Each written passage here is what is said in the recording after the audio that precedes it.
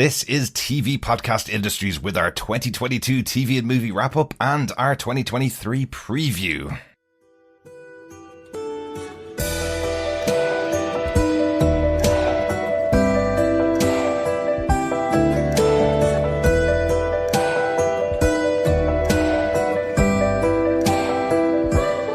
Welcome back, fellow defenders, industrialists, wheelers, witchers, boys and girls, alumni, Gothamites, and governors to our annual recap for 2022 and our 2023 preview podcast on TV Podcast Industries. There's lots of words in there and lots to talk about. Throughout this year, I'm one of your hosts, Derek.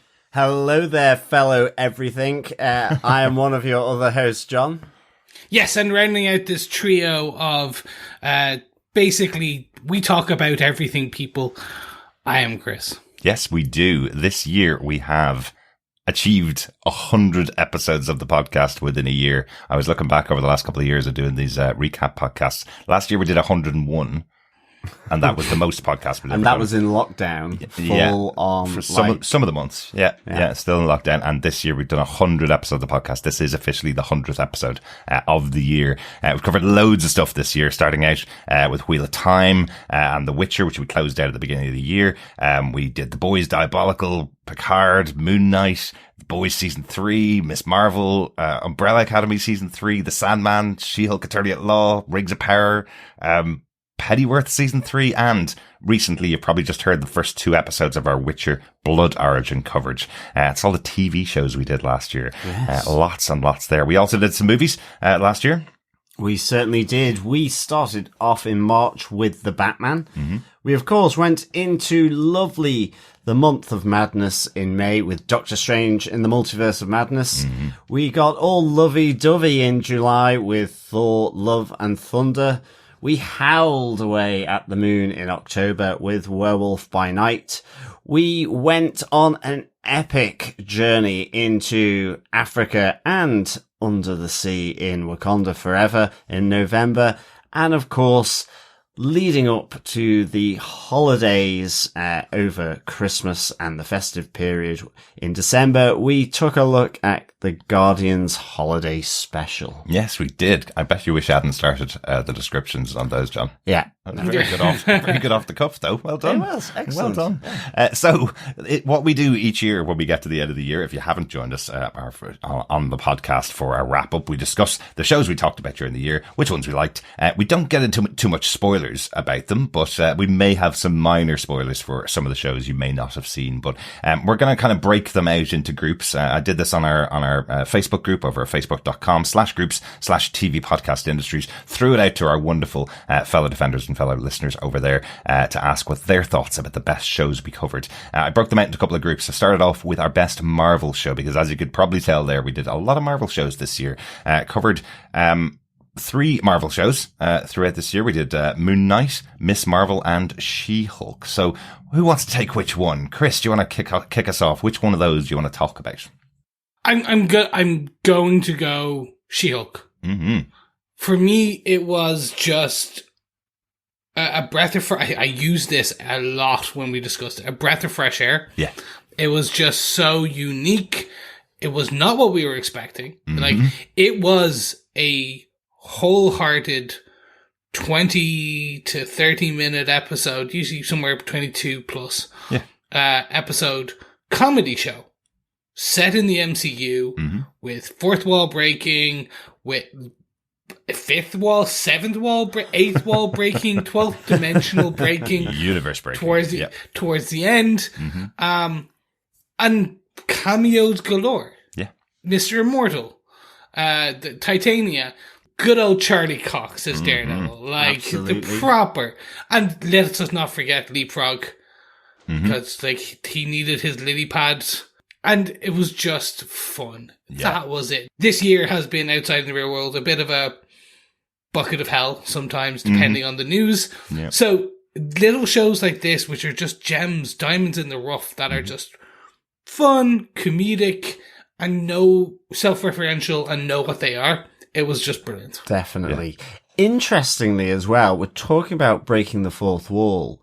I recently watched Doctor Strange in the Multiverse of Madness, and I noticed that the Scarlet Witch had a fourth wall breaking moment.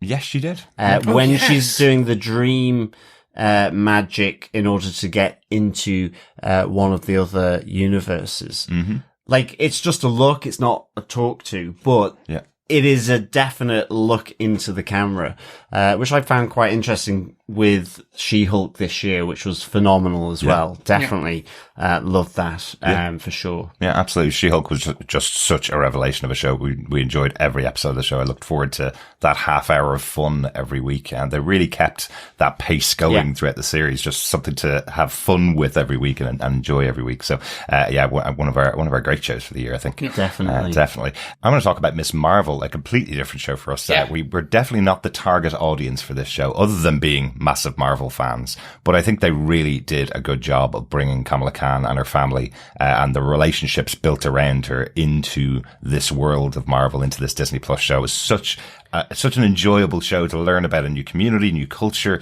especially in the MCU, which has been traditionally quite similar type of people that have been in the universe, and just great to have this completely different family in the MCU. Really enjoyed it. Definitely. I loved Miss Marvel because she went right up there with Spider-Man for me. Just that community, neighborhood hero, but one born of, not with tragedy through the death of Uncle Ben, but just one with the family and the community. So I really, really enjoyed it and got me looking at a lot of Miss Marvel comics. So I hadn't really read Miss Marvel at all up until that point. So it really got me into looking out and sourcing out the comics, but also I just loved the character, and I do feel it's an absolute modern day Spider-Man, actually, in that sense. Can really do that. Yeah. And it's a character I'm really hoping we're going to see more of. We're not really too sure yet how the Disney Plus shows are going to integrate, and especially with their background characters or the side characters. We know we're going to see Kamala Khan back in the Marvels next year alongside the other big Marvel characters, which we will talk about a little bit later on. But we don't really know what's going to happen with all the side characters. While we were discussing it on the show, we were saying how much we liked some of the other side characters that were in that show, and hoping we're going to see them in future projects that are in Disney Plus and in future projects that are in the MCU. But there's been so many great side characters in even these shows this year that not everybody's going to get featured in the future. We may have moments with them, and I hope we do, especially with this cast. I thought it was a really good ensemble cast, particularly around such a brand new character to a lot of people. Yeah, Definitely. And that kind of really rolls into the third and final one, which I think, John, I'm assuming you want to kind of kick off.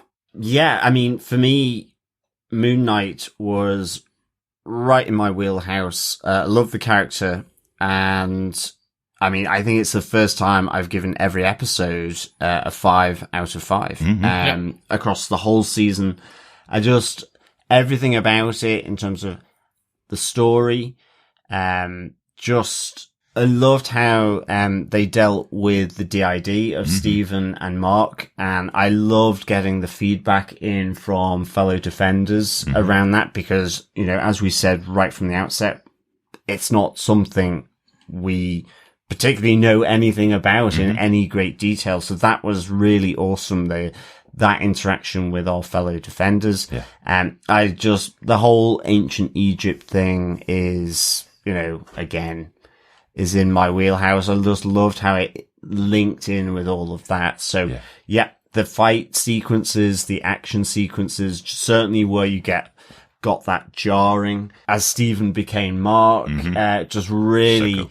Really good. So, some great choices made in that show. Definitely. And really have to give it up for Oscar Isaac's performance in the central role, where he made 2 completely distinct characters and then a third at the end of the season. We really got to see him showcase him as a really leading character. It was great to see it on screen. This was the one that was voted as our number 1 Marvel show of the year. 65% of the votes came in for Moon Knight. So I think maybe Into the Moon Knight podcast may have done a lot of clicking I think on that. no, Ray at Into the Night wouldn't be doing all that. No, it's all just about gerrymandering. That's all it is. He's the one that probably brought a lot of the Moon Knight fans over to TV podcast industries during the time of Moon Knight. So that's probably why it's over airing to them. But it seemed to get a really good response overall. And again, Moon Knight, not a very well known character. It's someone that, because of Ray and his podcast, really, he has become such a big character for us over the last couple of years. We've all been following on the comics a lot more than we would have been if it wasn't for Ray. And we were delighted to have Ray on with us for our final podcast on Moon Knight at the end of that run.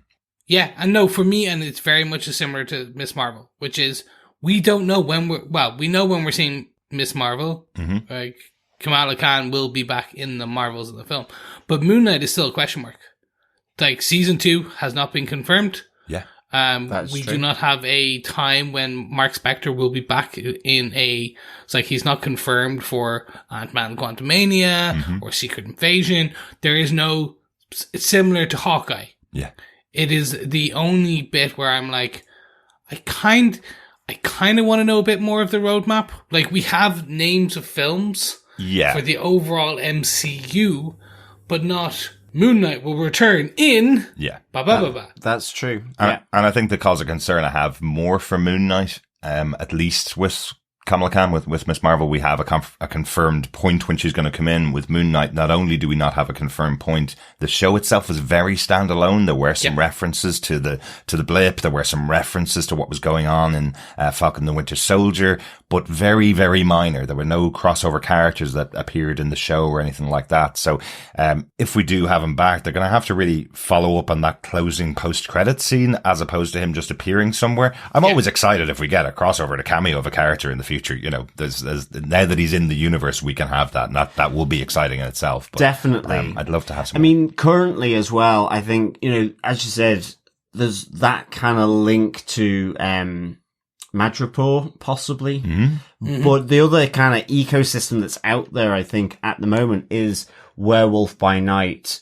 And I guess with the Black Knight from the Eternals, there could be that fit and so on. So I'm just wondering, you know, with Agatha Harkness and so on, you know, how far will they push that whole sort of supernatural, magical area of Marvel, because it does, you know, with Doctor Strange, Werewolf by Night, Wanda, Agatha, and Moon Knight in that sense, I think there's certainly something there that's a bit more sort of meaty where it could, but nonetheless, nothing as such has been confirmed. Yeah.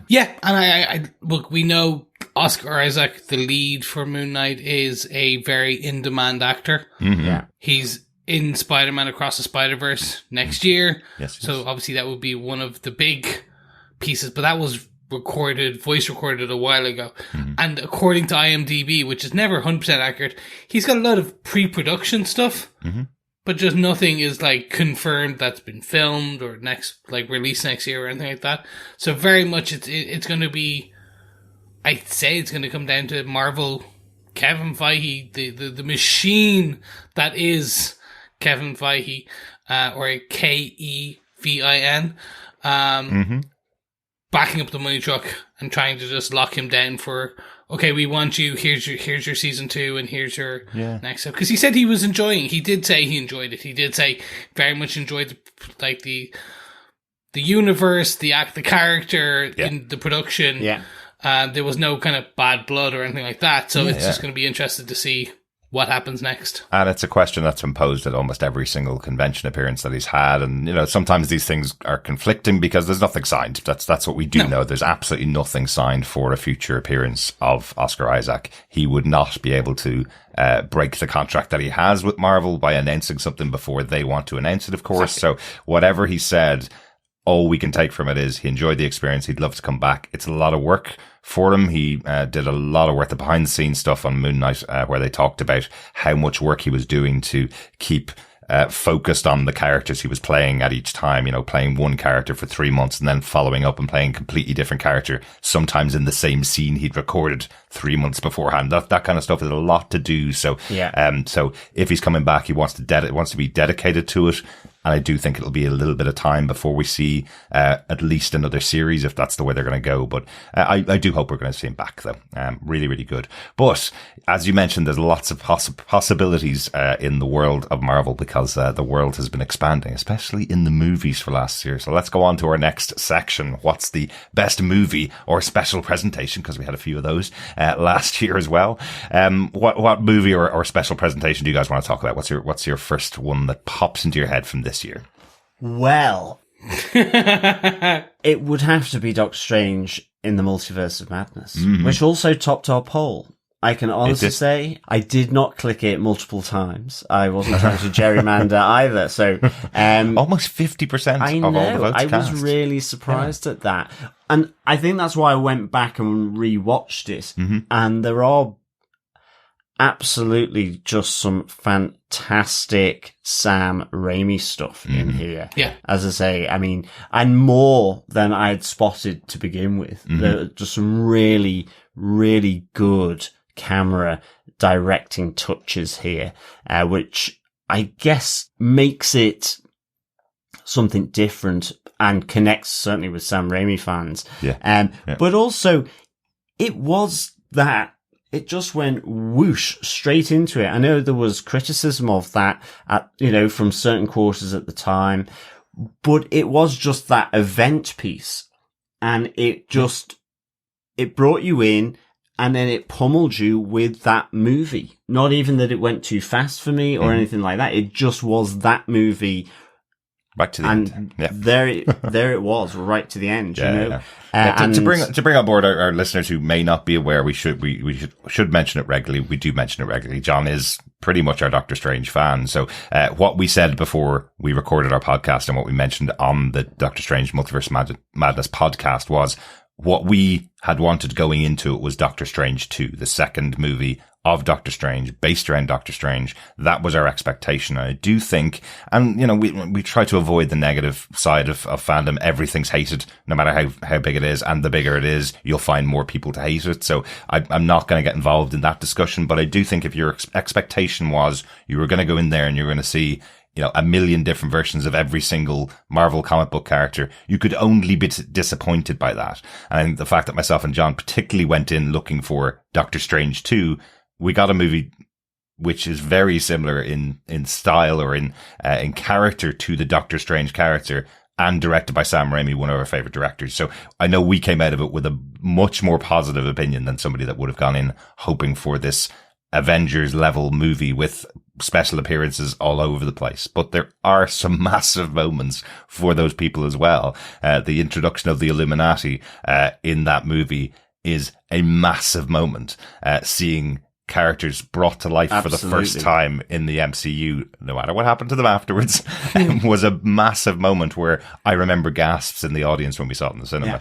Having the meat and two veg of the Scarlet Witch as well. Absolutely. Because she only appeared right at the end of WandaVision. So having that, I think, certainly the presence of Wanda, Scarlet Witch, along with Doctor Strange, really helps, because bringing these two massive magical forces of the comics together is a pretty big deal.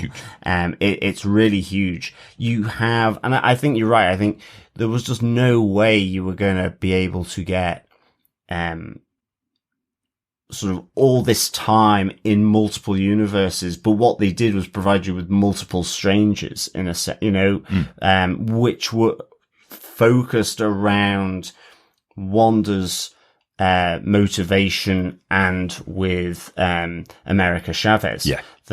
So America Chavez, as we mentioned, a little underserved, but she's in the universe now. And, exactly. And she feels which like a character that can have a jumping off point now wherever they want to use her in the future. It was great seeing Wong as the Sorcerer Supreme as well.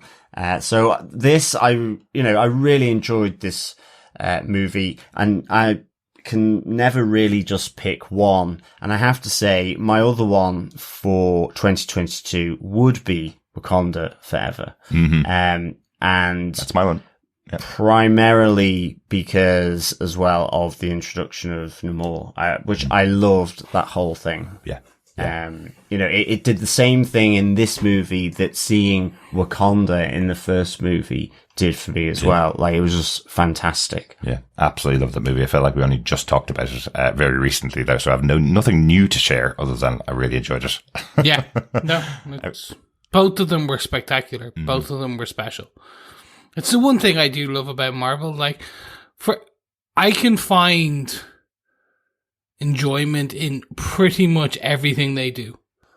Like, even if, like, there was definitely episodes and endings of like the ending of Moon Knight where we had 2 big CGI battles. Like, yeah, you can focus in on the detraction through that. But actually, the rest of it else was so good that it was worth it. When you look at Wakanda Forever, yeah, I could easily point out 1 or 2 things. Like, do you know what? I wish this. But what Ryan Coogler gave us was just, mwah. Like, it was fantastic. Yeah. And when you think, we got Sam Raimi back in the superhero show. Like, he is now back. And he's involved in Evil Dead again. Like, we're going back to the 90s. There's rumors that he might be back with Tobey Maguire and Spider-Man. Like, everything that was hip is hip again, people. But actually, beyond that, I even enjoyed Thor: Love and Thunder. Was it the greatest of the year? No, wasn't. And that's the same of what a lot of our listeners also thought. It got 4%, where Guardians of the Galaxy Holiday Special got 3, so it's second last. But I feel like that's partly my fault. Everybody only gets one choice, so if people liked more than one movie, they could only choose one. So that's fair. That's partly my fault. And also, Guardians of the Galaxy only came out a couple of weeks ago and is definitely a Christmas movie, so people could be saving it for the family sitting around on Christmas Day. So I feel like Guardians of the Galaxy might have gotten a little lower hand in that one, but I will agree with you, Chris. Thor: Love and Thunder, like 100 times better than Ragnarok. So it was. Yes. It's the second best Thor movie, I think. Yep. Best Screaming Goat movie ever of the year as well. Oh my god, for sure. So, I still love that. I still have that every now and again. I just kind of randomly, just makes me giggle. Yeah. I want to bring in one thing, which was another breath of fresh air this year, which was Werewolf by Night. Yeah. This had the potential of being the WTF special presentation. Like, what is Marvel doing here? Why are we getting this? Like, it's about Jack Russell, literally a Jack Russell werewolf. Like, oh my god, is that Man-Thing? Wait, he's a composer who's directing this. Like, looking at all these parts, you're like, oh no, this might be bad. Oh no, is this the misstep that every little angry nerd on the internet wants Marvel to get? And no, this was spectacular in the music, the composition, the angles, the lights, the story, the way it was shot, the character, and like literally this buddy cop between a werewolf and a Man-Thing. Like, to the point where I want to see a buddy cop show about Werewolf by Night and Man-Thing. Yeah, just more. Like, literally, I want that now because it was just fun. Yeah. And it's another actor I never thought we'd see in the MCU, Gael Garcia Bernal. Like, he's such a well-respected actor who seems to always have something going on in his pockets of indie cinema. And you can see why he would be really attracted to doing something really unusual within the Marvel Universe. You know, what Michael Giacchino delivered was so interesting in itself. As you said, Chris, you know, a composer who's worked for so many movies, got Oscars, got Emmys for his music work. And watching that documentary of how much time he used to spend as a kid making movies with his friends, that being able to realize that in the MCU with his own special movie in this weird corner of the Marvel Universe just worked so well. I think all of that added to my enjoyment of Werewolf by Night as well. Absolutely. You know, it was an homage to those horror classics, black and white horror classics of the 30s. Yeah. Hammer House of Horror. Exactly. It was... And as well, the making of really just added a whole new layer to to the actual special presentation, because you really got to understand the director here and what he likes, and this is in his wheelhouse as a director, you know, even to the point where it's, I'll do Werewolf by Night, you know, as a character. I'll call out, we obviously did cover the Marvel Assembled as part of our kind of shows as well. Director by Night for me was the best of all of them. Yeah, because definitely. I think we all kind of agreed on it, in that it was the first time. Some of them have lent more into the marketing-y kind of promo aspect of, and we understand, we've talked about multiple times why. Yeah. This was a making of the director. Basically, like, this was a making of the composer / director. Like, it was his story made by his brother. It was just, again, different. And that's everything about what this show was. This special presentation was. Yeah. And I want more.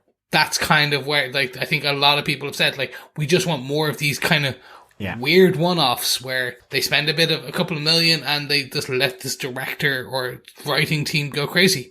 Definitely. I mean, that's what I just enjoyed about it. It was just like that fresh perspective, like you say. And the only thing was, it could have been on Halloween. I guess it felt weird it being, I mean, it was in the month of October, but it was that was a strange, because we were expecting that they were releasing something else on Halloween, and it was like, no, you didn't. Yeah, it just Hocus Pocus 2.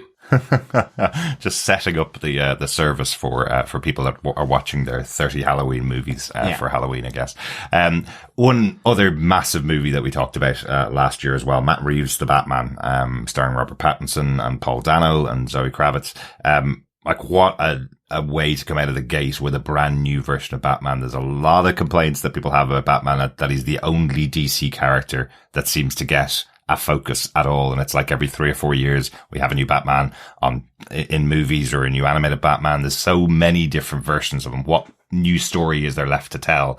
And finally we got the Detective Batman, the one that a lot of comic book fans have been waiting for and feel has been lacking in the past, and played by Robert Pattinson. You know, like, everybody forgets how good an actor sparkly he is. vampire. Exactly, you know? Sparkle. And for some reason go back to him being a sparkly vampire in 3 crappy movies. You know, he's done some amazing films. Tenet was fantastic. He did a great job in that. He's done some amazing underground movies. The Lighthouse is an excellent movie where he's won awards for that. And then he comes back to the comic book universe, to this nerd universe, and marks a big stamp on a brand new version of the Batman. I think there's so much to be said about that movie and what they delivered when there was so much against them from delivering it. And, you know, it's not a film for everybody, but that in itself is its own charm. They didn't go for the tentpole movie. They went for a great version of the Batman here. That's it. And I mean, they had the Riddler as his antagonist, which Paul Dano was so good. Yeah, I mean, love the Riddler as a character. Yeah. You had the Penguin in there as well, played by Colin Farrell. Last time we saw him in a comic book movie, it was as Bullseye. Exactly. Back in Daredevil, interesting. Right? Yeah. So, like, it was phenomenal, and it is just a shame that DC somehow can't get its act together on some of its other properties. I mean, I love Wonder Woman. Haven't seen Black Adam now. I just miss that, unfortunately, because it's got Dr. Fate in, which I would love to see on the screen. I remember getting so excited with Dr. Fate's mask being teased in Constantine. And so I really wish, you know, it's like the whole thing going on with Superman at the moment that's happened with Henry Cavill. Yeah. So, but I love Batman. For sure. Yeah. Well, look, we've got brand new people behind the scenes now, over in DC Universe. I know a lot of our listeners will know that James Gunn is now heading up the co-lead of DC Entertainment. They're, making lots of cuts and making lots of changes so that they can sweep the decks clear, as they say, a new broom, sweeps clean, right? So that's where they're at the moment. They're saying as early as January, we will have announcements about the movies that are coming up. There's still Shazam, Fury of the Gods coming out next year, sequel to a movie we all love. loved. Yeah. We all Blue really Beetle. enjoyed Shazam. Blue Beetle is still on the schedule as far as I know. Well, no, it is confirmed that they've released the artwork for it, and it is literally confirmed for 2023. Black Adam 2 has been cancelled as of recording the day last night. Yeah. With The Rock confirming that they're not moving forward with the next project, but he may be back in other projects. Superman is being rebooted. Wonder Woman is being rebooted. Matt Reeves' Batman is getting a sequel, but will not confirmed if this will be in the same DC universe as right now as this new upcoming universe. James Gunn has not confirmed it, neither has Matt Reeves.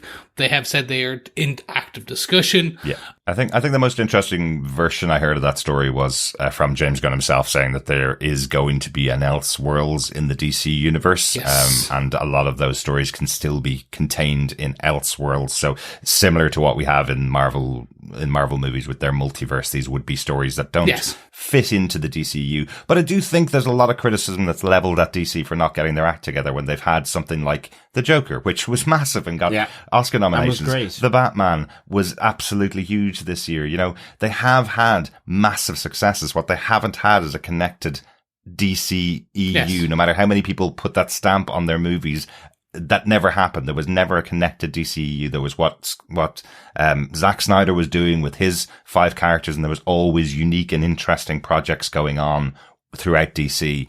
They just haven't had the same kind of success and never were building towards the same kind of movie universe as the Marvel universe was doing. So I'm interested to see what James Gunn is now going to be building towards. Their concept is 10 years of a connected universe of movies, that he's going to be involved in the setup of that. So it's going to be interesting to see how you build that up now when people are getting, let's say the most wide, broadest audience is now no longer in for another 10 movie series leading to a big movie setup. That doesn't seem to be where cinema goers are going towards now anymore. So Marvel have changed that. As we said before, their focus is going on niche audiences, looking for movies that may cost a little less to make, but are still making profits out of audiences that haven't been served by their movies in the past. How is DC going to address that? Because going for an audience of 1 billion people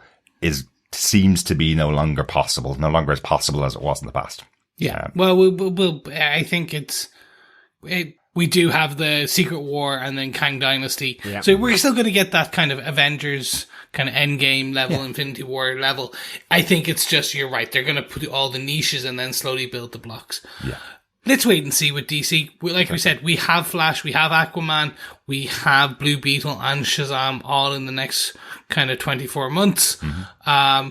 If the Flash comes out, that's a whole other beast of there's a term, morbidly curious. Mm-hmm. Yeah. I am 100% morbidly curious. Definitely. This car crash TV that is the production of that film.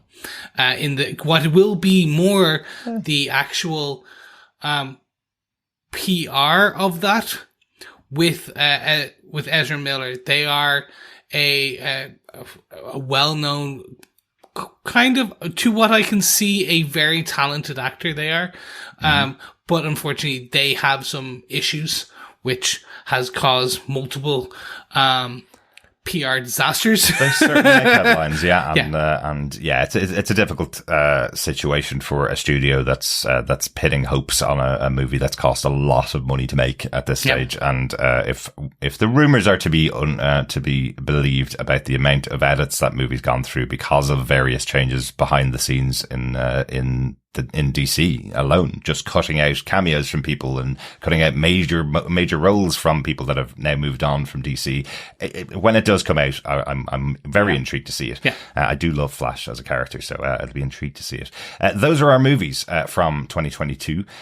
We also covered some fantasy TV shows, so I bundled all those together. Our 3 big fantasy shows that we covered last year, and one that is only just come out, so we know our fellow listeners haven't watched any of that, but we have covered the Lord of the Rings of Power, the End of the Wheel of Time, The Witcher Season 2, and now The Witcher Blood Origin. I'm not going to ask you guys to spoil anything at all about Blood Origin, because people may not have seen it just yet.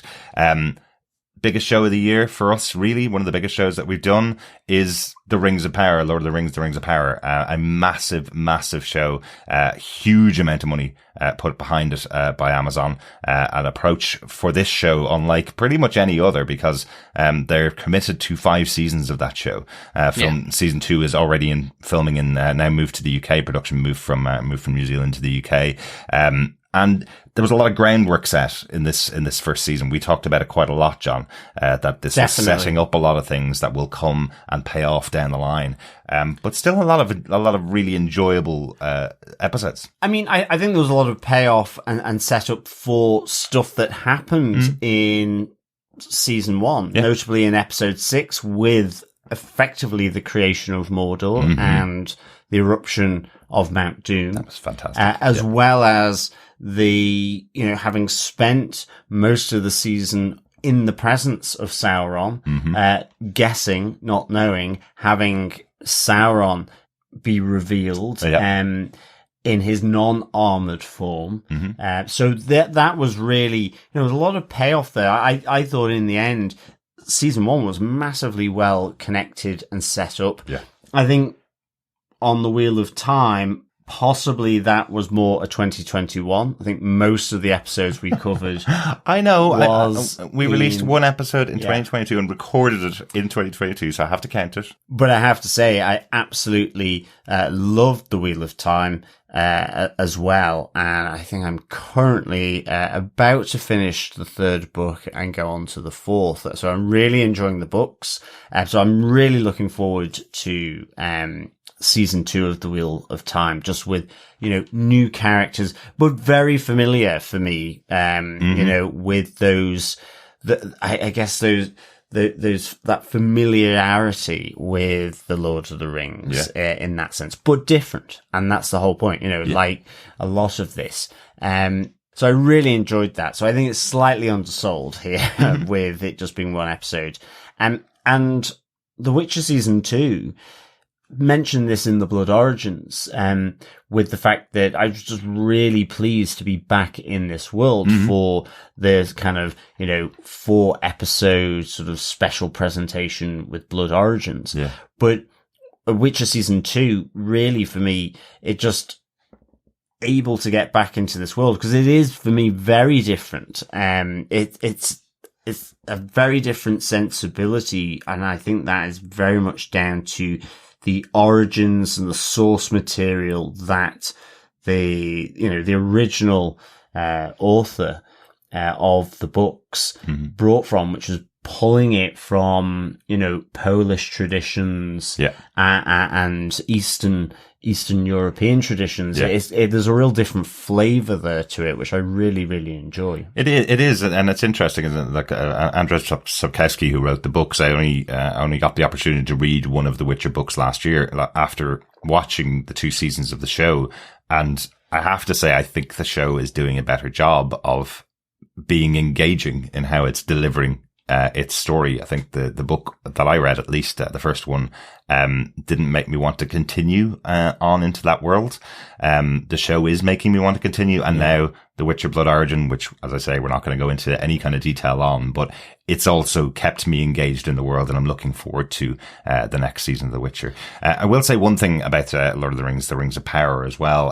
While I really did enjoy it last year, it also delivered my favourite review of the year that we got for TV podcast industries. And I know, Chris, you weren't here for The Rings of Power, so you weren't on here, so I'll share my favourite review of the year. 4-star review on Apple Podcasts, which says, just listening to these 2 random dudes talk about the show, fine with me. They notice everything, it seems. I'm looking for a podcast about the Rings of Power. This could be it. So review of our podcast. I'm quite impressed. Thank you very much for that, Rob Major. Rob Major, please follow up with a second review, letting me know whether this was it. Exactly. That's all. Was it? Was it not it? That's all. It's the question. It's the ... It's the ellipses here that just give it that sense. Je ne sais quoi. We want to know whether we ultimately were your podcast for this. Yeah. That's brilliant. So 3 different flavors of fantasy shows last year, I would say.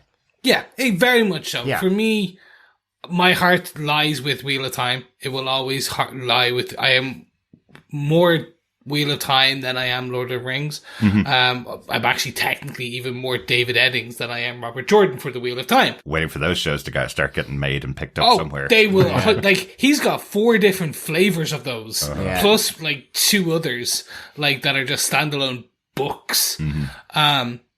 But for me, yeah, Wheel of Time was the special one for me. I love the Witcher series. I love the universe. I love the games. And I do enjoy Lord of the Rings. For me, Lord of the Rings has always been the college academic version where you have the Witcher, which is the kind of HBO, and then the Wheel of Time, which is the kind of popcorn. It's the popcorn kind of fantasy for me. It's just good bit of action in between and everything. Like, there's a lot of setup.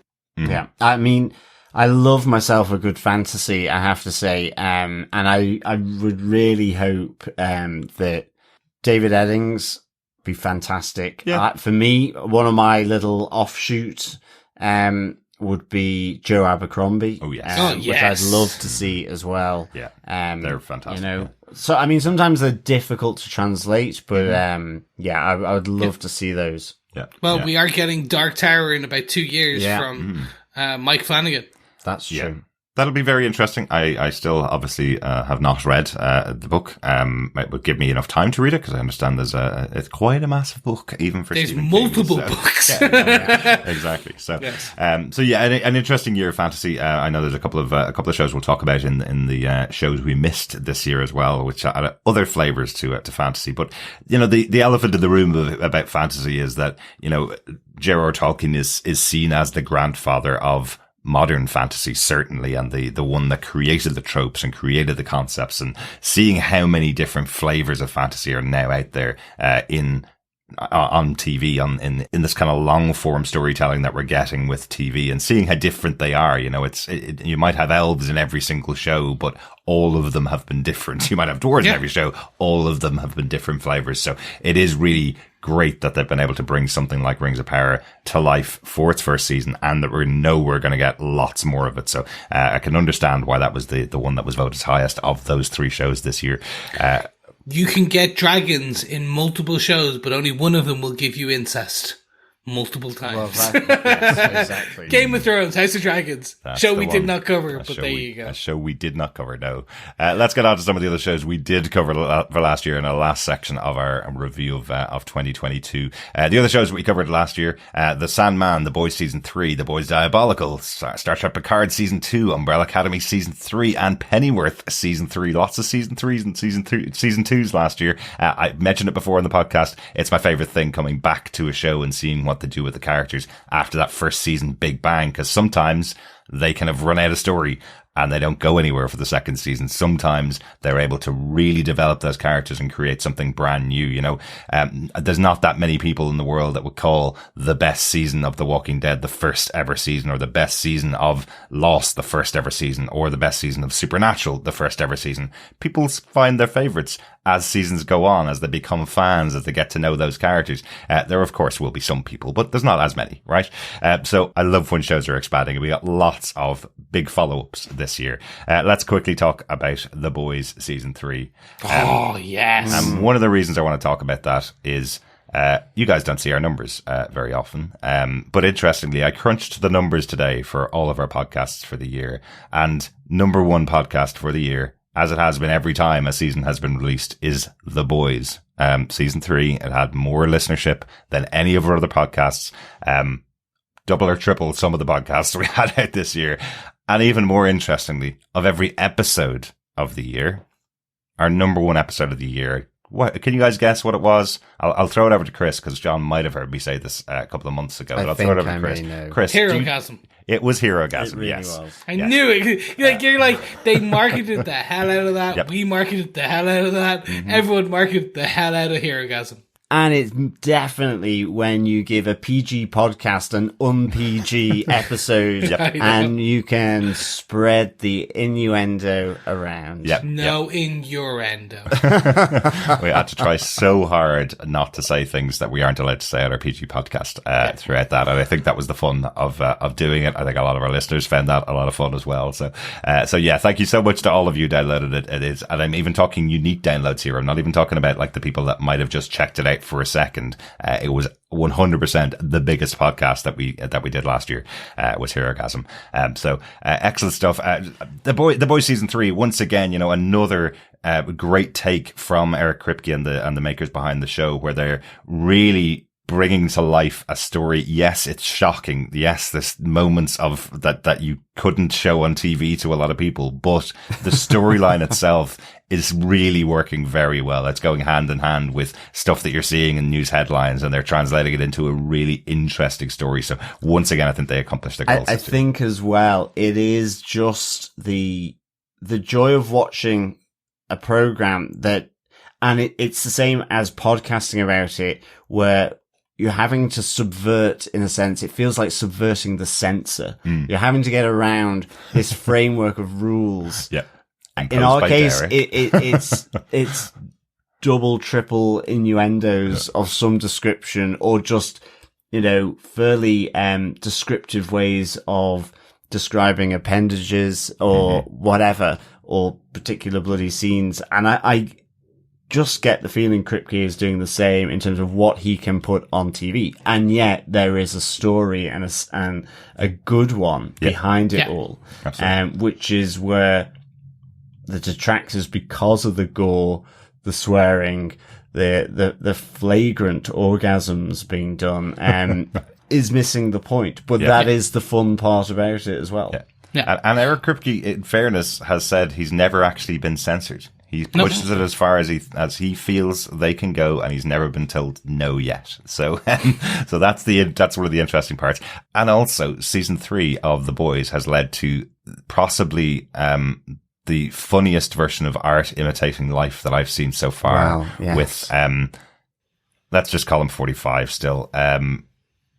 Basically now selling NFT cards with him dressed up as Homelander and not seeing the irony of it. No, that's some of the best stuff. I know. It's absolutely insane that the world has gone to a place where you can push things to the extreme that they pushed them at in The Boys. Somebody sees it and goes, oh, they're making a show about me, and takes it on board as a way to advertise themselves. Anyway, I thought that was hilarious. Speaking of swinging and misses, and I don't usually go into the negative, but this year we did cover a show which is, I think, literally only probably second last, because The Boys Diabolical wasn't animated. But Star Trek Picard season 2. Definitely. This, unfortunately, I think we all agreed, probably just like, we really enjoyed the first season. There was some kind of ups and downs, but it overall came together really well. Season 2 just had some. And I looked back when Derek kind of was pulling together a doc on this, and we were kind of discussing what we would kind of pull. I did think back, and I was sitting down, and I was like, oh yeah, oh my God, they did that again. And literally then, they closed off parts of it with kind of Wesley Crusher coming back and giving us some 1 bits and 2, but we called so much of it, I think, in the first 2 episodes. We're like, okay, they're going to do this, and they didn't zig and then zag. It was just a straight line of, we pretty much understood where they were going and what they're doing and why they were, like, it felt like one long storyline to get us to a point where they can do the season 3 that they wanted to do, with everyone else coming back, get the marketing, and then send everyone home. And it's still kind of, I'm still upset by it. Not upset, excuse me. That sounds like I'm actually really over dramatically.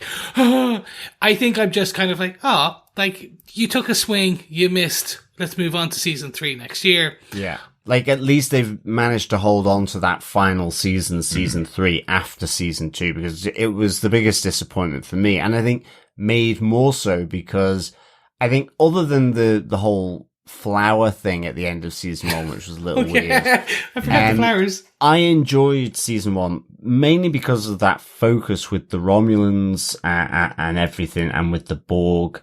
Yeah. It was just really kind of good Star Trek.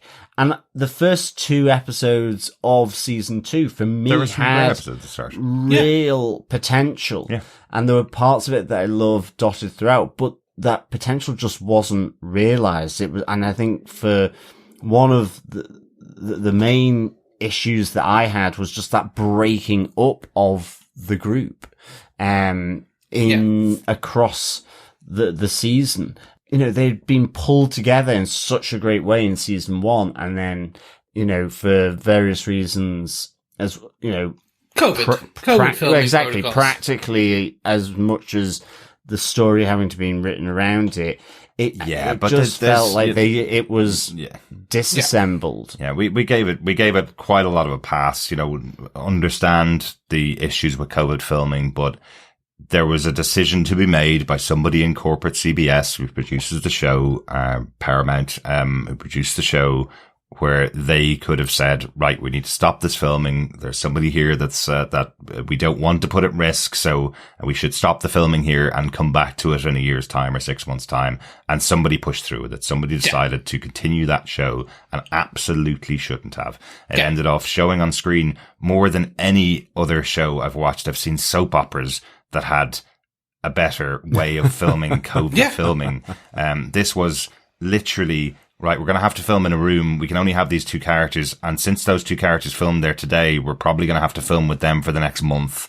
And then we might be able to get another scene with another character. It really felt badly put together under the constraints they had. And I just wish they'd waited. I'm really hopeful for the final season of Picard. I love Patrick Stewart. I love his character. I love the cast of The Next Generation and the ones that they brought back from, with 7 and 9, a fantastic character. The new characters that were brought on board from Star Trek, Picard season 1, really enjoyed all of them, really enjoyed having them back for a second season, but it felt like somebody should have put the brakes on and made a better season out of what they had, because they had the elements that could have made a great show. A great show. Very much. And look, that was the swing and the miss. Let's talk about the swing and the home run this year. Mm-hmm. Yes. We got one show that has been in production for 20 odd years in some form or the other. Film, TV shows, animated, you name it has been apparently. But finally, this year, we got, let's say, the silver screen, the golden screen, whatever, the TV screen, laptop screen, version of The Sandman. Yes, Morpheus, the king of dreams, Lord of the sleep, has come to fruition. Absolutely, and the king of our other TV shows, 41% of the vote, giving Sandman the best other TV show we covered this year. And I think it's entirely possible that if we put every show up against each other, we may have ended off with The Sandman coming out very high. Yes, obviously we have lots of Marvel fans in our group. Obviously we have lots of Lord of the Rings fans in our group as well. But The Sandman being brought to life as well as it was, and delivering a promise that was made by Neil Gaiman when he was selling the rights to this show, that he would never let it go and be made poorly if he had any say in it. And he has always had a say in it. Chris, you've mentioned this has been in production for 20 years. The reason it's taken 20 years is because Neil Gaiman has cut down and shut down at every single avenue anybody who is trying to mistreat his grand creation, the one thing that he holds really close. So hearing those stories again over the years, I've heard loads of them in interviews with him and books that he's written over the years, showing how much he was willing to go up against the Hollywood system at the time, or the TV system, to make sure that his precious little dream eventually got what it deserved. It's fantastic to know we're going to get a season 2. I don't think we knew that until we recorded our final ever podcast on our final podcast on season 1 of The Sandman. But we know we're getting a season 2, probably going to be another year or so in production. Rumors that season 2 is going to have going to be split in a number of ways, similarly to the final episode of Sandman being released a couple of weeks after the show was released.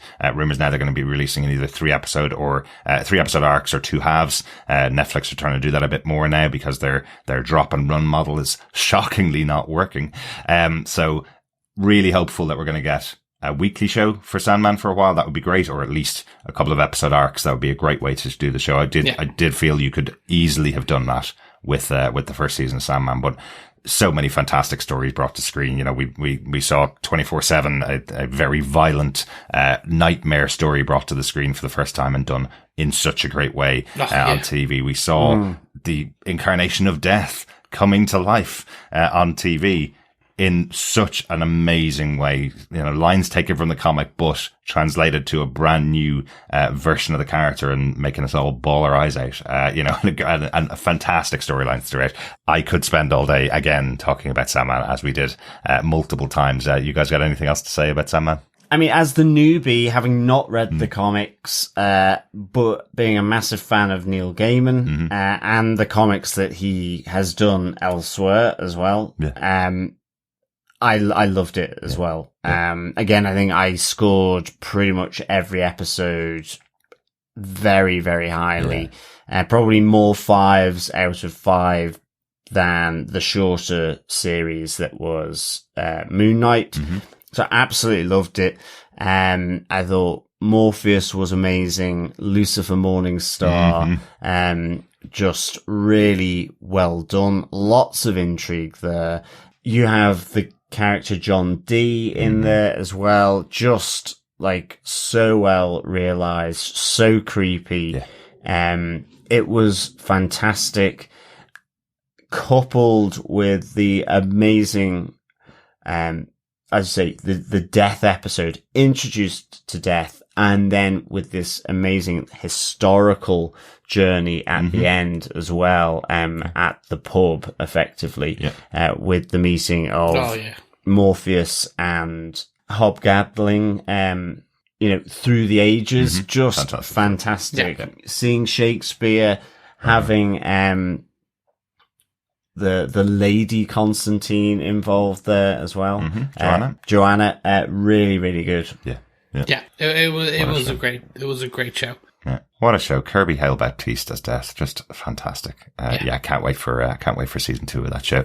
We had another returning show coming back for season 3, but with a bit of a different twist on it. And the biggest surprise of the year for me, at least compared to what I thought we would be covering, starting the year off, was Pennyworth season 3. Yes. Which suddenly appeared. And now I think this is the show that will never die. I'm half expecting... It is EastEnders or Coronation Street. It is.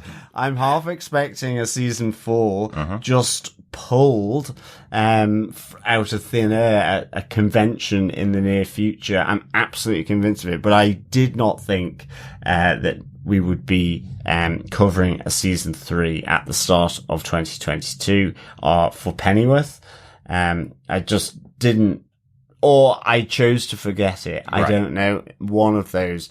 You chose to forget it because the announcement came out in November last year, because the big change for Pennyworth was that Pennyworth was bought by HBO Max, or moved to HBO Max for the first time. It had always been on Epix in the US and on a very small channel called Stars in Europe. HBO Max put the first 2 seasons of Pennyworth on their platform in January of this year, and then season 3, which was filmed last year, appeared on the platform in October and ran through to December. Lots and lots of our listeners for Pennyworth were contacting us for the first time, saying that they'd only just caught Pennyworth and catching up on it for the first time, and we're actually really enjoying the show, because they'd never had an ability to watch it before. You know, subscribing to another streaming service that only had Pennyworth available doesn't really make sense for a lot of people. But when you have HBO Max in the US and it's another show that's on there, hey, you try it out and you catch up. I think it's a real surprise to a lot of people how much work goes into that show, and how surprising it is as a show. I think every week, even after covering that for 3 seasons and Gotham for 5 seasons, podcasting about it, speaking to cast, speaking to people behind the show, I think even with all of that work that we do going into a podcast, every week something happened on Pennyworth that we were going, I did not expect that at all. I had no idea that was going to happen. I think it's quite unique, it is a very unique certainly in terms of particularly from a DC perspective. Yes. I mean, we were calling it their Hellaverse in terms of Bruno Heller as the showrunner. Yeah. And also that would apply to Gotham as well that we covered. So it is very unique. I think it's got some fantastic design elements, but it is also, I think, at its heart, really irreverent. And it's good. Yeah. It is good. Bette Sykes, amazing. Glad she didn't die in the end. Spoilers. But yeah, really good. We say light spoilers at the beginning, so we do. Okay, we're fine. I'm looking forward to diving into it. It's been one that is, the boys have covered, and I've always just kind of been back in the end. I missed season 3, so it's kind of sitting there waiting for me to devour over one course of a week or two. But looking forward to it. We did cover one other season 3, and that was The Umbrella Academy season 3, which was Hotel Oblivion based. Obsidian, I should say, as well. It was definitely an interesting ending. It looked very likely that we may not get a season 4, and that was going to be the ending where again, light spoilers, everyone kind of gets home and walks away with some changes and some differences and some unique elements to the end. And they went places with this show that I think all of us were like, yeah, that was not what we thought would happen. Did not expect that there. Yeah. And I'm interested it looks like we are going to get a short season 4. There's rumors about a 6-episode season just to close things off. Confirmed as a 6-episode season for the final season. Steve Blackman has taken to Twitter to confirm the rumors are true. The 6-episode final season, you'll love it, is exactly his words. That was a quote from earlier on this week. So we will have it rounded out. Umbrella Academy season 3 had been finished a while before it was released onto Netflix for its final season, and it took a while to get confirmation that we would have a 4th season, but that has been granted, and that they will have that opportunity to close out the show the way they want to. And that doesn't happen as often as we like to think it does. So we have had some shows that have just disappeared and gone. Yeah. I think in 1 year we lost 6 shows that we were covering without a finale, which was a really awful year for us.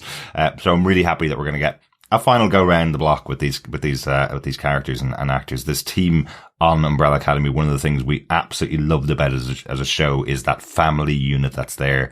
They're all good performers and all great together. And some of them are really going to go on to big things in the future. And you sometimes feel they're being held back because they're staying on this show. So you don't want that to happen either. You want to know there's a finite timeline.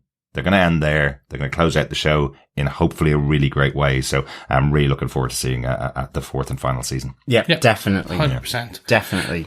Yes, but those are the shows that we did cover. There were some shows that we had hoped to cover in 2022, but we didn't get a chance to cover just because of the short amount of time. Very quickly, those were Legends of Vox Machina Season 1, Reacher, Heartstopper, Chucky, Interview with the Vampire, Wednesday, the Star Wars show like Boba Fett and Andor, and Willow. These were all on the schedule. Every single one of these was on our schedule. I had a plan. We were going to fit them in somehow, some way. Things like Legend of Vox Machina came out in February of this year, as did Reacher, came out in February this year, both at exactly the same time. And we were just starting off our coverage of Picard. We had 2 weeks away that myself and John had to move out of our house as those shows came out, I think. As far as I remember, you guys watched Legends of Vox Machina together on holiday. Yep. And we handed over Reacher to you after we'd finished watching Reacher, Chris. So I know they were all at that time when we were going to be out of our homes. That was the reason why we didn't cover those shows this year. But I know you guys loved Legend of Vox Machina. Absolutely. Vox Machina, Critical Role. I love Critical Role. I have, since campaign 1 on Geek and Sundry, I've been following them. I am a big D&D head. Yeah. So seeing this turned into a Kickstarter and then moving to Amazon, getting season 1 animated form of the campaign that I watched live being kind of role played out via D&D online, seeing these pieces come to life. now getting season 2 in just a couple of weeks. I know. And confirmed season 3. Yeah. And some of the voice actors they brought. It was, if you've never watched it, it is just fantastic. Again, back into the fantasy world, but with an adult kind of turn of phrase in animated form. Just very, very fun. Yeah, absolutely love this. And again, it was, just something that wasn't on my radar, but I wish we had covered it. It was so funny. It was just really good animation, good story. Loved the characters. This was a good one for me. Yeah. Mark Bernardin of Fat Man Beyond, and a number of other shows was part of the writing staff.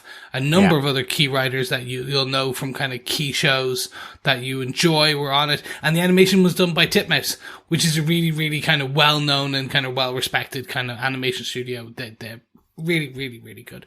But then you turned me on to Reacher. Jack Reacher. Yes. Holy mother of, oh my God. I came into this show going, guys, no, come on. It's like Tom Cruise. It's like, see, that's where your problem is, Chris. I'm exactly. a Jack Reacher fan. I have read, I'm up to date actually on every single book. So 23 Jack Reacher novels have been released, and I think 5 short stories, if I remember right, and 1 offshoot. I think I've read every single one of the main novels. 1 comes out every year, basically. So I've been up to date for years. Then the Tom Cruise movie came out. I actually thought he did a reasonably good job, but the one thing you couldn't get over was Tom Cruise is 5'2", 5'3". He had the attitude of the character. The stories that he produced on screen were pretty good.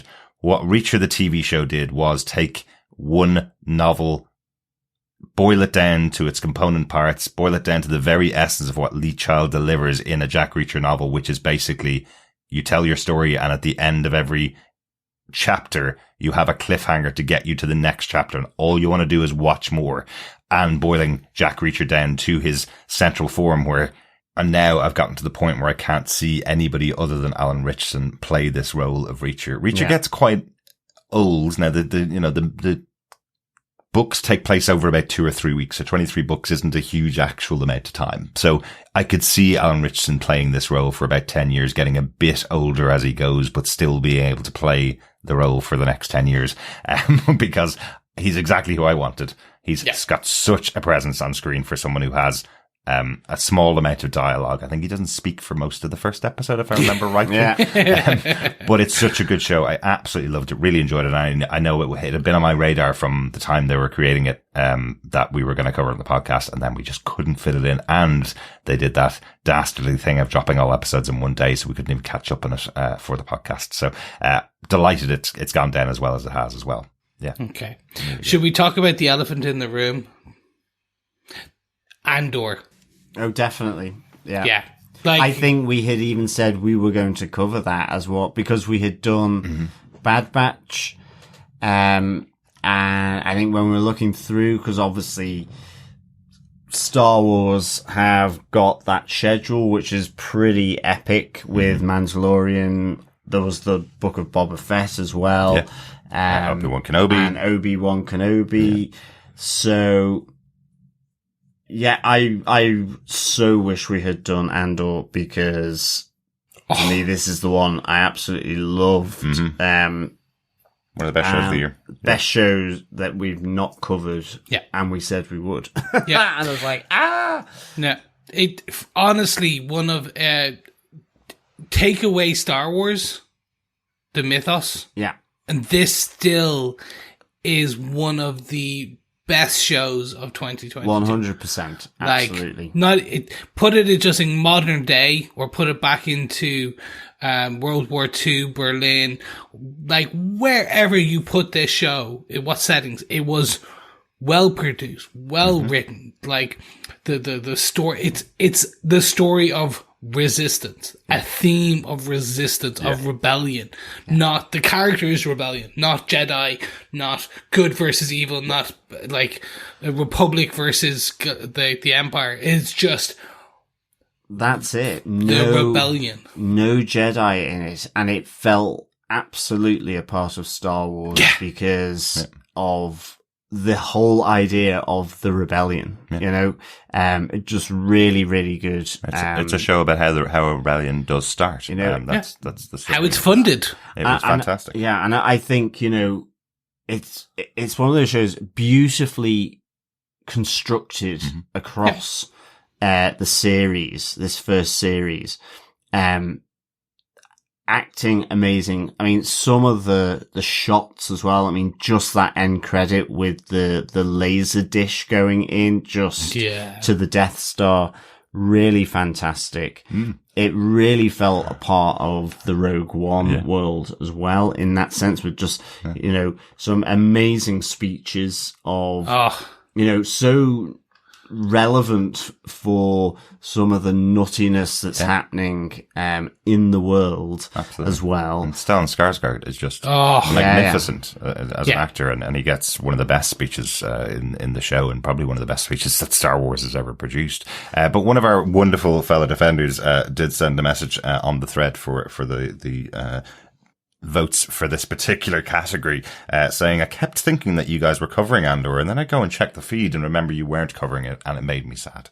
I'd love to hear your thoughts on it. So we've given some thoughts on it, Stevie. Thank you so much for thinking of us when you were thinking about your Andor podcast. But really, the reason for that we didn't cover this was at the time that the first episode of the show, or the first 3 episodes of the show came out, remember, we were covering She-Hulk, we were covering Lord of the Rings, the Rings of Power, and we were also covering Sandman. So we were covering 3 shows at the time this started. There was just absolutely no way we were going to be fitting that in. And Chris was also out of the country. Yes, I was traveling in. I was in Singapore. I was in California. Yeah. I was also in Dublin. Oh, I was Israel for a week as well during then. And I think I rounded it out with Brazil. I went to Sao Paulo, and that was all just work in the space of when Andor. I enjoyed watching this show on my tablet on a plane because it was great. But couldn't really cover it as a podcast, unfortunately. Exactly. And even if you had been home with 3 of the shows going on, there's no way we could have fit it in. But it's such a good show. I'm glad so many people enjoyed it as well. 3 of the best queer shows of the year. We definitely need to talk about, and definitely we're going to cover on the podcast. Heartstopper, an absolutely heartbreaking and wonderful show. Highly recommend. Fantastic. I think I've watched it about 2 or 3 times as well. Great music. Soundtrack is fantastic. Yeah. And I think for a lot of people, Chucky. I think when I heard it was coming to TV, because I loved, I think certainly the first 2 movies of this. I was like, I don't see how this is going to work. And it just works so well. Really, really good. Absolutely right in my horror area, for TV, which is great. The way, for anybody who wants to listen, the way I describe it is it's like Ash vs. Evil Dead, the TV show. That was such a good representation of those characters, the comedy that they had, the violence and utter bloody mayhem that's going on. Chucky is the spiritual successor to that show, I'd say. Absolutely love it. Hoping we're going to get a 3rd season of that as well. And then speaking of horror, Derek got one of his all-time favorites. Absolutely, yeah. Anne Rice's Interview with the Vampire, the first of her shows, the Anne Rice Vampire Chronicles, brought to TV.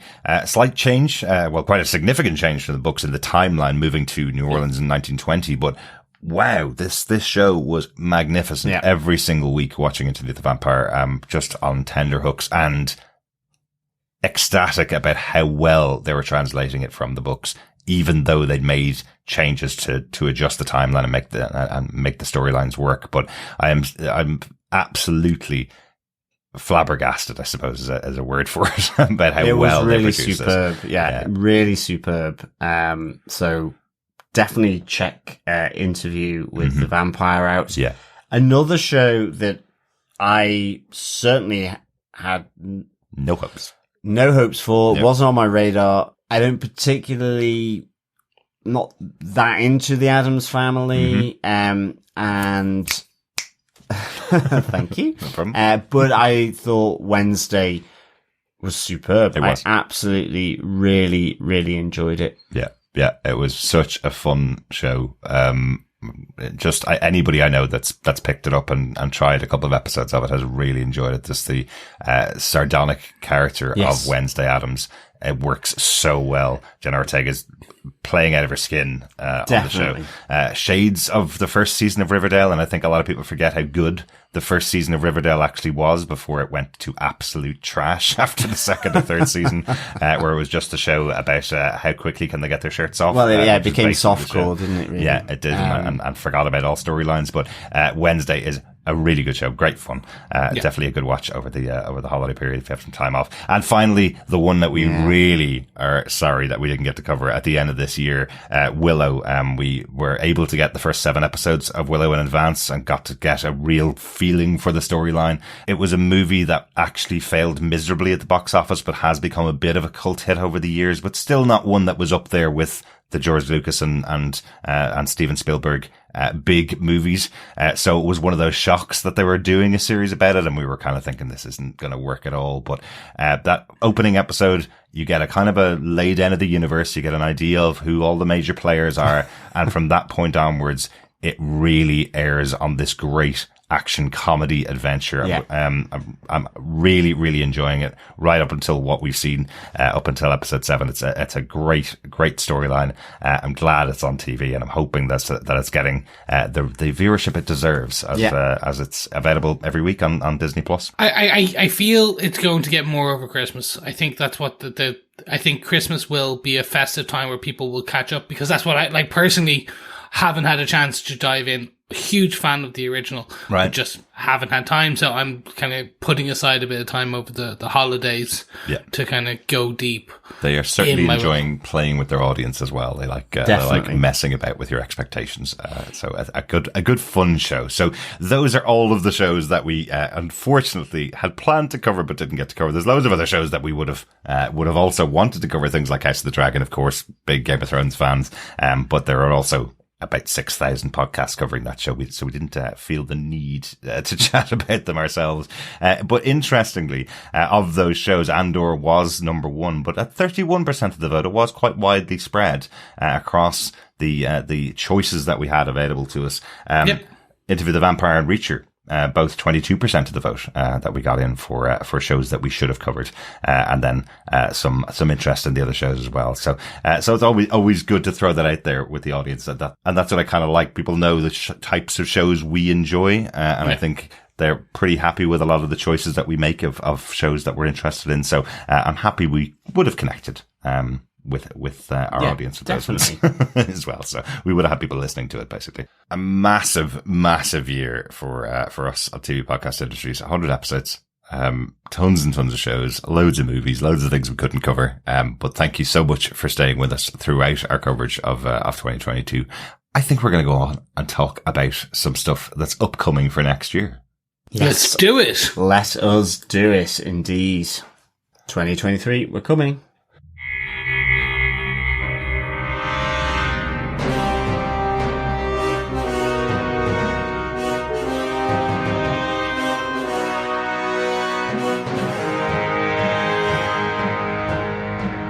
So yes, time to look into the crystal ball and see what's coming up in 2023. It's getting harder and harder every year to put together this list of what's coming up in the next year, because so many shows get announced really early and so many shows do not have dates on them as to when they're coming out. So I have a list of the things that we think we're going to cover. Some are much more definite than others. We're kicking off the new year, really early in the new year. In fact, earlier than we originally thought, with the Bad Batch season 2, coming out on January 4th. So directly after the new year, we're going to be kicking back with Hunter, Wrecker, Omega, Echo, Tech and Crosshair on Bad Batch season 2. I know they've released a brand new trailer, for it just a couple of days ago. I have had the chance to see the first episode of the second season as well, guys. Very good. Yeah. Lucky you. We are jealous. Yes. He did it without us, folks. He did it without us. I did. And you messed up as well. I did slightly, because we only get 4 views of our preview episodes. So I've watched one, so we may not be able to see it many times before recording the podcast. Sorry, dudes. But it is again back with these great characters, the Clone Force 99 from the Clone Wars. So, there are some changes, in the second season. It's going to get a bit darker. We understand there is more allusions to to the Empire taking over. Think about Andor for kids, is what I'd say the Bad Batch season 2 is going to be playing with. We're definitely going to get an appearance from the Emperor, in the next season, which is going to be very interesting. And we may find out who is the Alpha to the Omega, or who is just Omega. Yeah. No, I mean the trailers looked really good, and I love this style of animation. Yeah. It is Dave Filoni as well. He's involved, is involved, and I think in Dave Filoni we trust. Yep.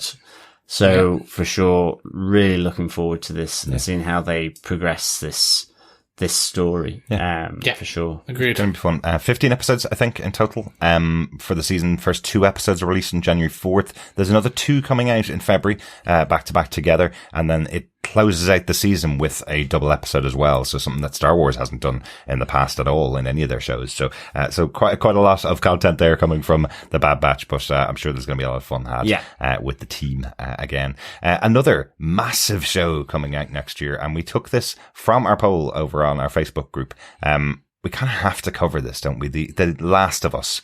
All 3 of us are massive gamers. All 3 of us have played Last of Us 1 and 2 on PlayStation. Probably the best game, I think I've ever played and seen.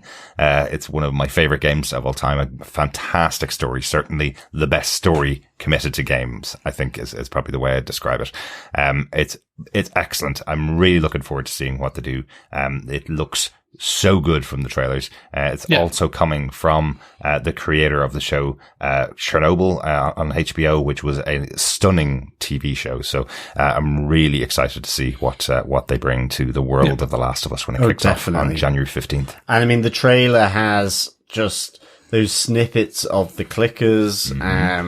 Is just really good. Yes, there's some of their versions of zombies for those of you the uninitiated.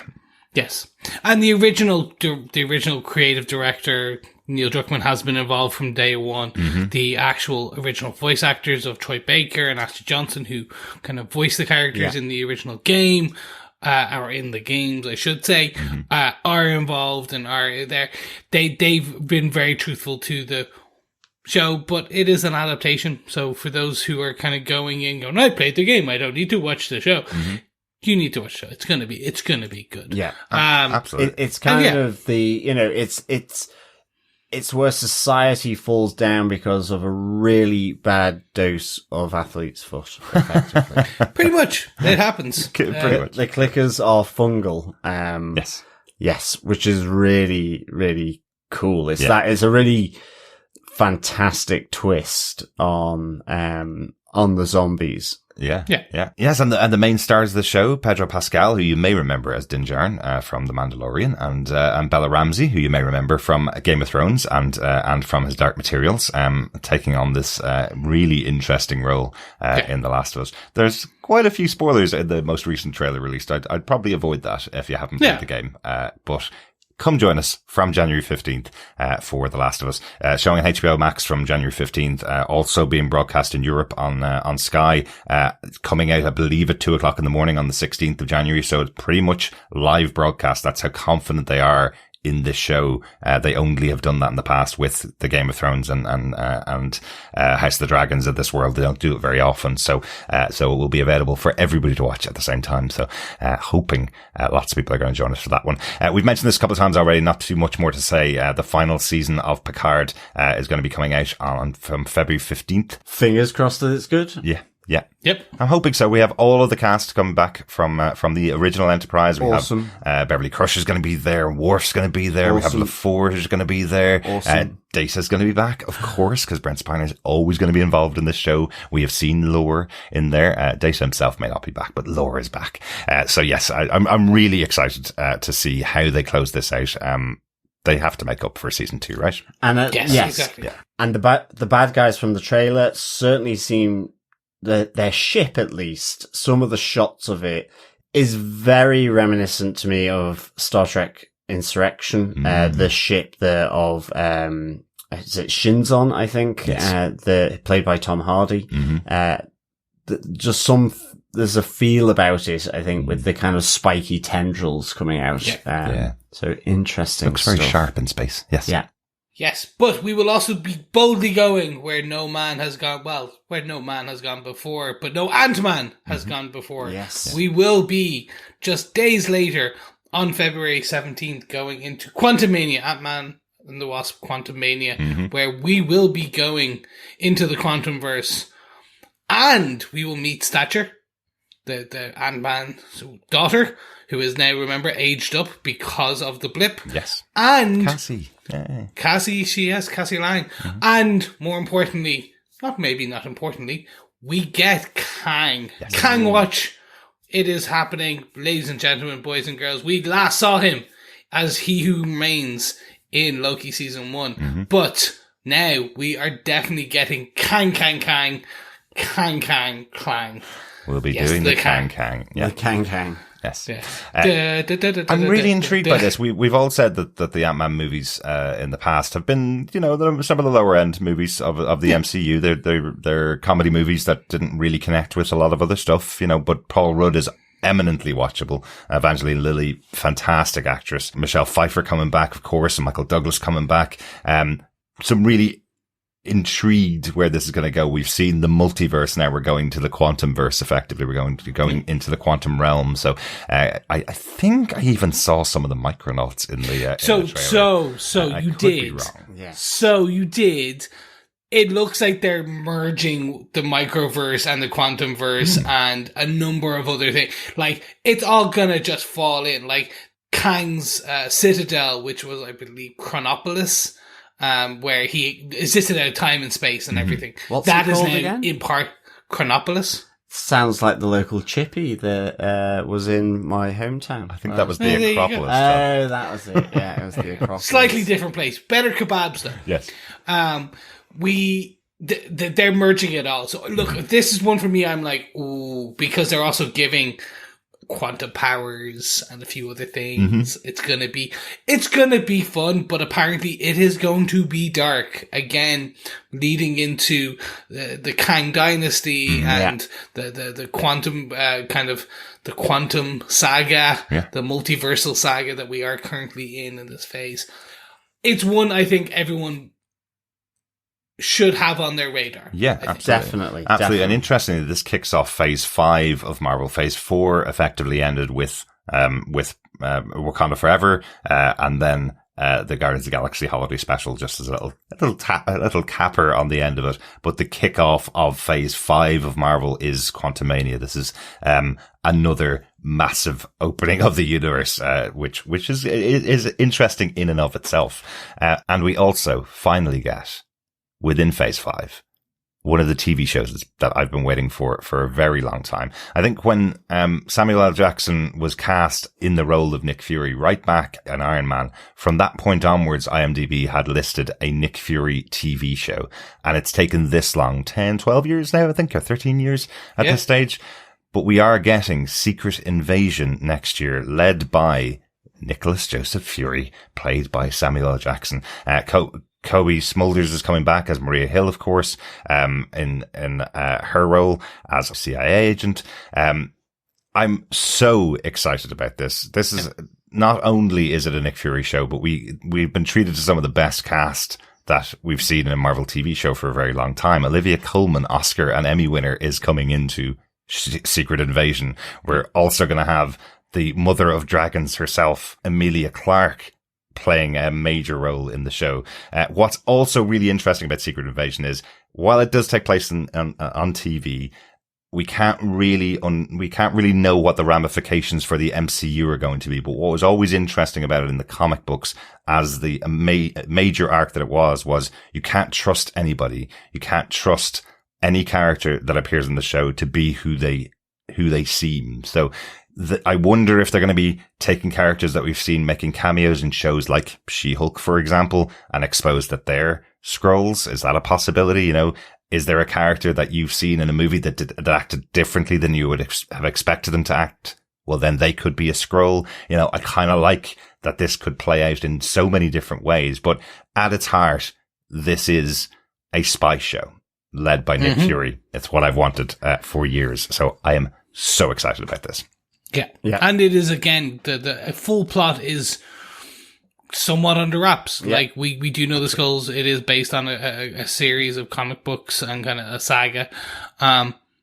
But we do know the MCU likes to play and circumvent what are some of our beliefs are based on these comic books. So it is all in up for grabs in this. Well, absolutely. As you said. And the biggest part of that is Skrulls have already been introduced in the MCU, and they're quite friendly, nice people who are using their ability to shapeshift to hide from the aggressors in the Kree-Skrull War. So what way are they going to twist that for Secret Invasion? I can't wait. Yeah, I'm really looking forward to this one as well. Mm-hmm. No date on it, unfortunately. We do know it's one of the first shows coming up within the shows coming out next year on Disney Plus, but don't have a date yet.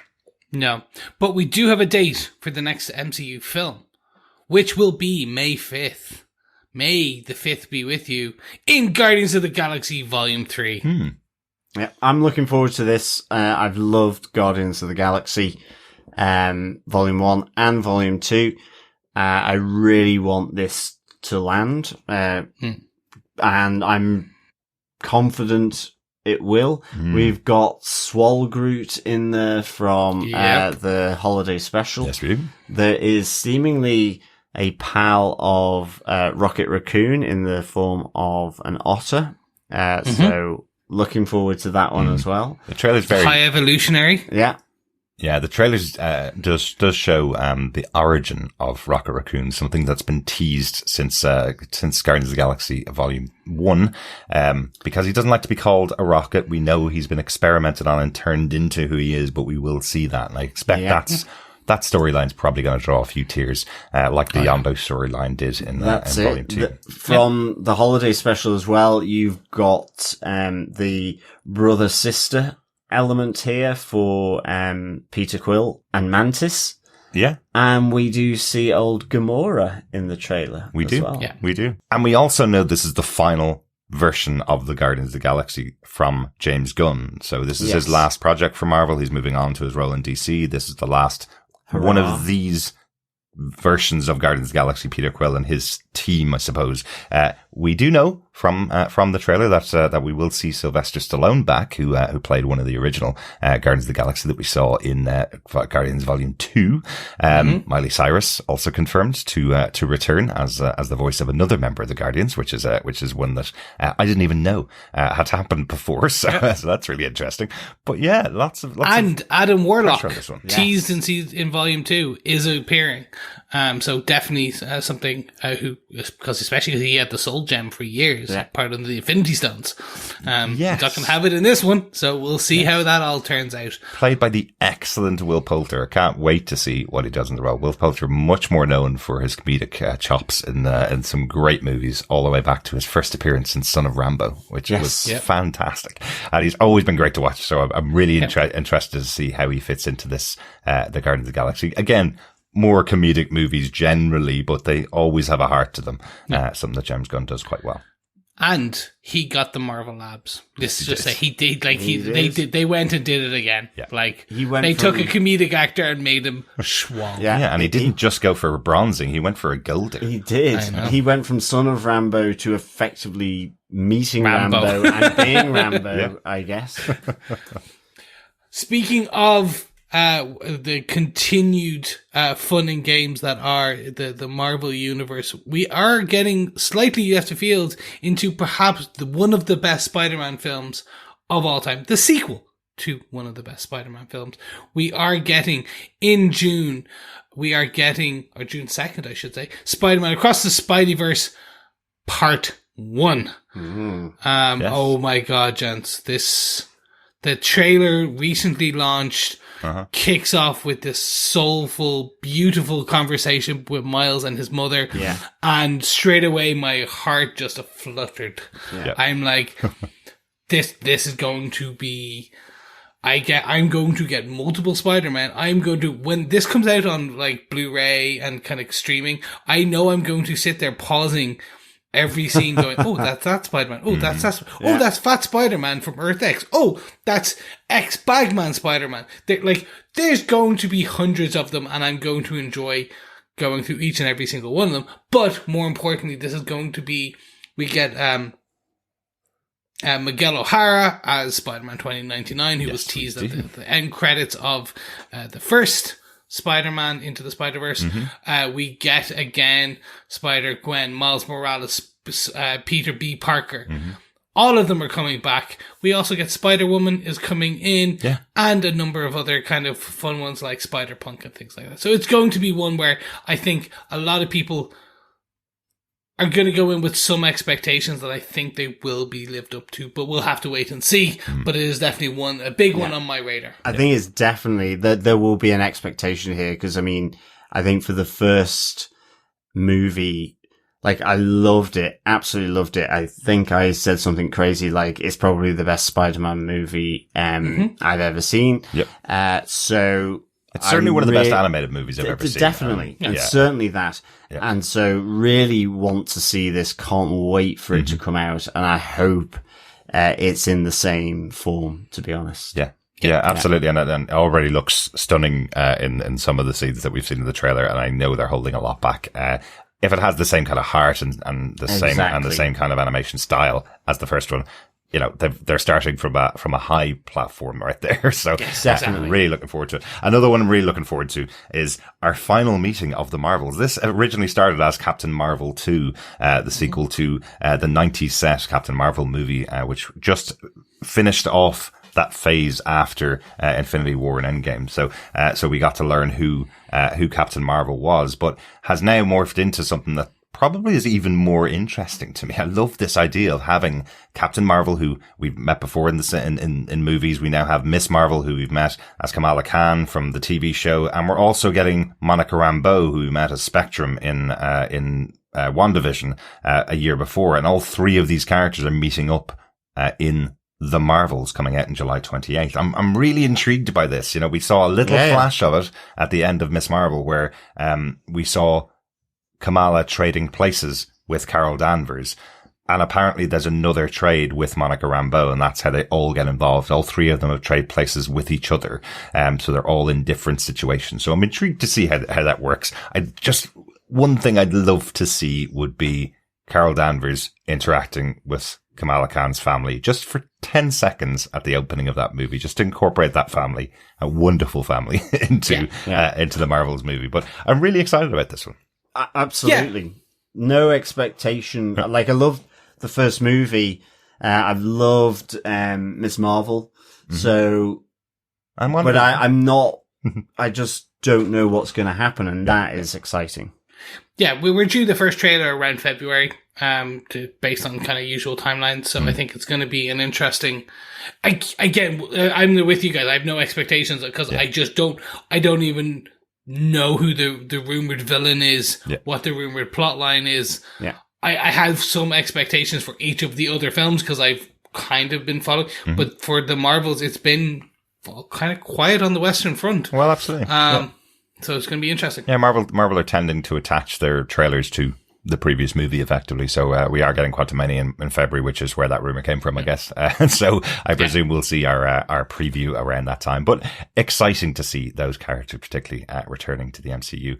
A couple of the TV shows for next year. None of the TV shows for Disney Plus have been dated, so we don't know where these are happening. But What If Season 2 expected to come in early 2023. No idea what way they'll take those stories, whether it's going to be like the first season where they all appear to be disparate stories and end off merging together at the end and combining themselves into all stories. I'd love if they expanded the universe more, where we get any kind of story being told and it doesn't have to tie into to one big bow by the end of the season. I think that would be something I'd love to see from season 2 of What If, but I'm not sure if they're going to do that. Definitely, because I think with What If as well, it because you've got that more episodic element to it. It's a really good place for Marvel to introduce something just in a very small snippet. Yeah. But I think along with What If, the word I am looking for, or keeping my ear out for, shall we say, is the word incursion. Mm-hmm. Yeah. For sure. Yeah. That would be interesting. You know, whether it is the Marvels or Ant-Man and the Wasp: Quantumania, as well as the other TV shows, I am listening for incursion. Yeah, introduced in Doctor Strange: The Multiverse Madness as this massive idea of different universes coming and crossing over with each other, destroying each other in different universes. That would be really interesting to see how they deal with that. Another returning show for next year, projected for summer 2023, Loki season 2. Wow. Yeah. That's 100% coming in the summer. They'll definitely do it, bar some catastrophic event. Yeah. Because we will have just met Kang. Yeah. In February. So they're gonna want to roll with the kind of the swell of behind what will be more than likely a new hit villain. And we did see his statue at the end of season 1 of Loki. Yeah.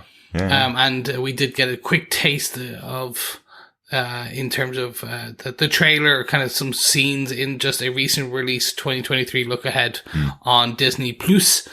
And it looks good. Yeah. Looks great. Yeah. I'm looking forward to that. All major cast coming back as well as Kai-Hu Kwan, who most recently appeared in the wonderful, Everything Everywhere All at Once, this year, and, formerly known as Indy's sidekick in, Indiana Jones and Temple of Doom.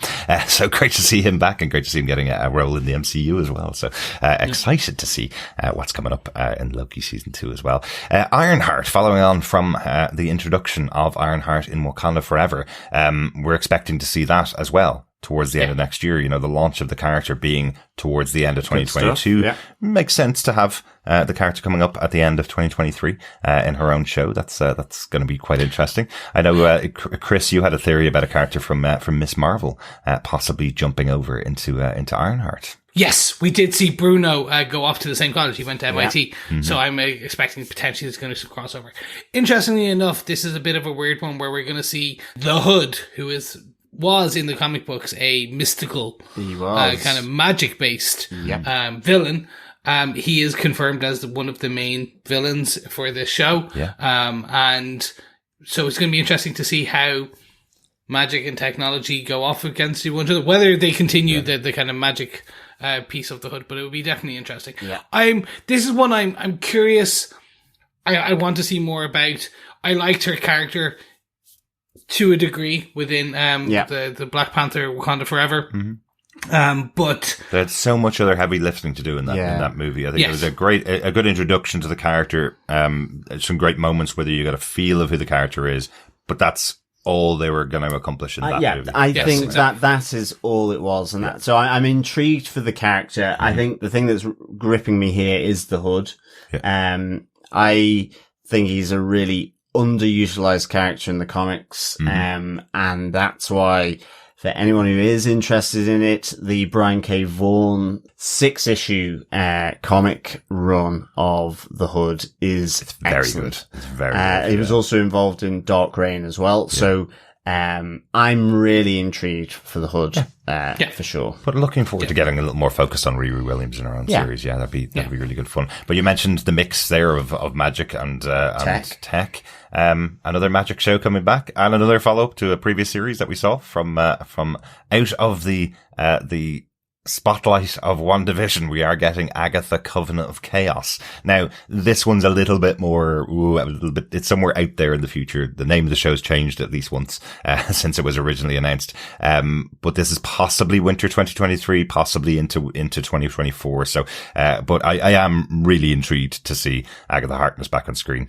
Definitely. She was such a standout character, when we saw her back in WandaVision. Definitely. There's rumors as well that this might be moving to becoming a kind of special presentation now. Oh, okay. They again, it's this one that keeps.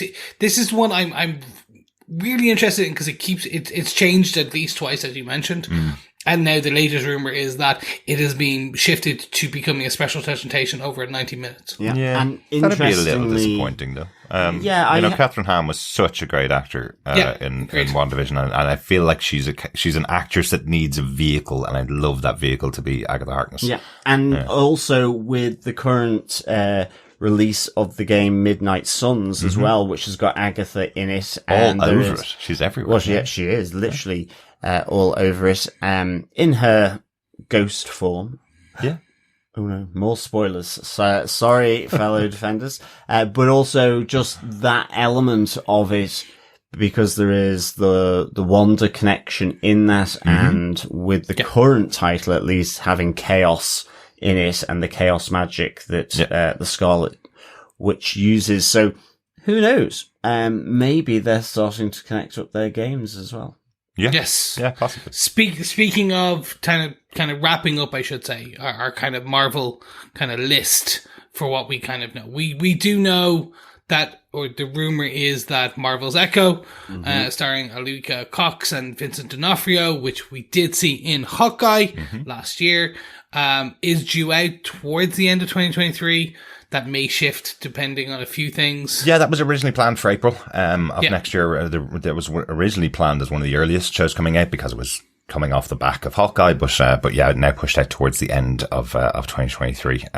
You know, it's interesting to see how they'll have Echo with her own show, and it's going to be fascinating to see Kingpin without Daredevil over there. But we will be seeing Daredevil Born Again. Filming starts on Daredevil Born Again in March of 2023. Charlie Cox taken up with his most recent show, Traitor, I think it is, on Netflix. Yes, which he finished off filming there quite recently, and he's also been filming over in Ireland, as we've mentioned before. So he is traveling over to the US for March to start filming on Daredevil Born Again, which is due to come out in 2024. So we will stop talking about Daredevil. I know we all want to. Can't wait to talk about it as a show when it comes out, though. Yes, last piece about the Daredevil, though, is he apparently, Charlie Cox, is going to make a cameo in Echo as one of her mentors, or a mentor besides Hawkeye. But it'll be interesting to see how that all spins out. But again, more than likely, at least a year, and we'll talk about it again in our 2023 wrap-up and our 2024 look ahead. Exactly. Next year. Exactly, and I'm sure we'll talk about it all the way throughout Echo if that comes out next year. We will, of course, if The Lord of the Rings of Power returns next year, we will, of course, be covering that as well. Very much the expectation is that will be a 2024 show. The production moving to another country, obviously will delay, delivery of the show, but filming has started. Filming started a few weeks ago, and as part of that filming announcement, we've seen a number of announcements of massive amounts of cast being added to the ever expanding, ensemble cast for that show. I think there's been, 16 new cast members, announced. I think I only even mentioned 8 on our document here, or 7 on our document here. But one of the things that we just need to mention for the Rings of Power fans, one of the kind of sad changes that we're seeing is Joseph Maul, who played Adar in the first season of Rings of Power, is unfortunately not continuing with the show. The show moving from New Zealand to the UK seems to be the reason that he's chosen not to continue. But we are getting Sam Hazeldine, who we've seen in The Sandman this year, and Peaky Blinders. He's stepping into the role of Adar for season 2. Adar, a very good character in season 1, so it's a shame that we are getting a switch, but at least it's a very good character. Yeah, yes, definitely. and all of those new cast members, at least 8 of them were rumored to be Gandalf. Speaking of staying with fantasy, we do have Wheel of Time season 2. No official date confirmed. Expectation is towards kind of the middle to end, even though filming has finished.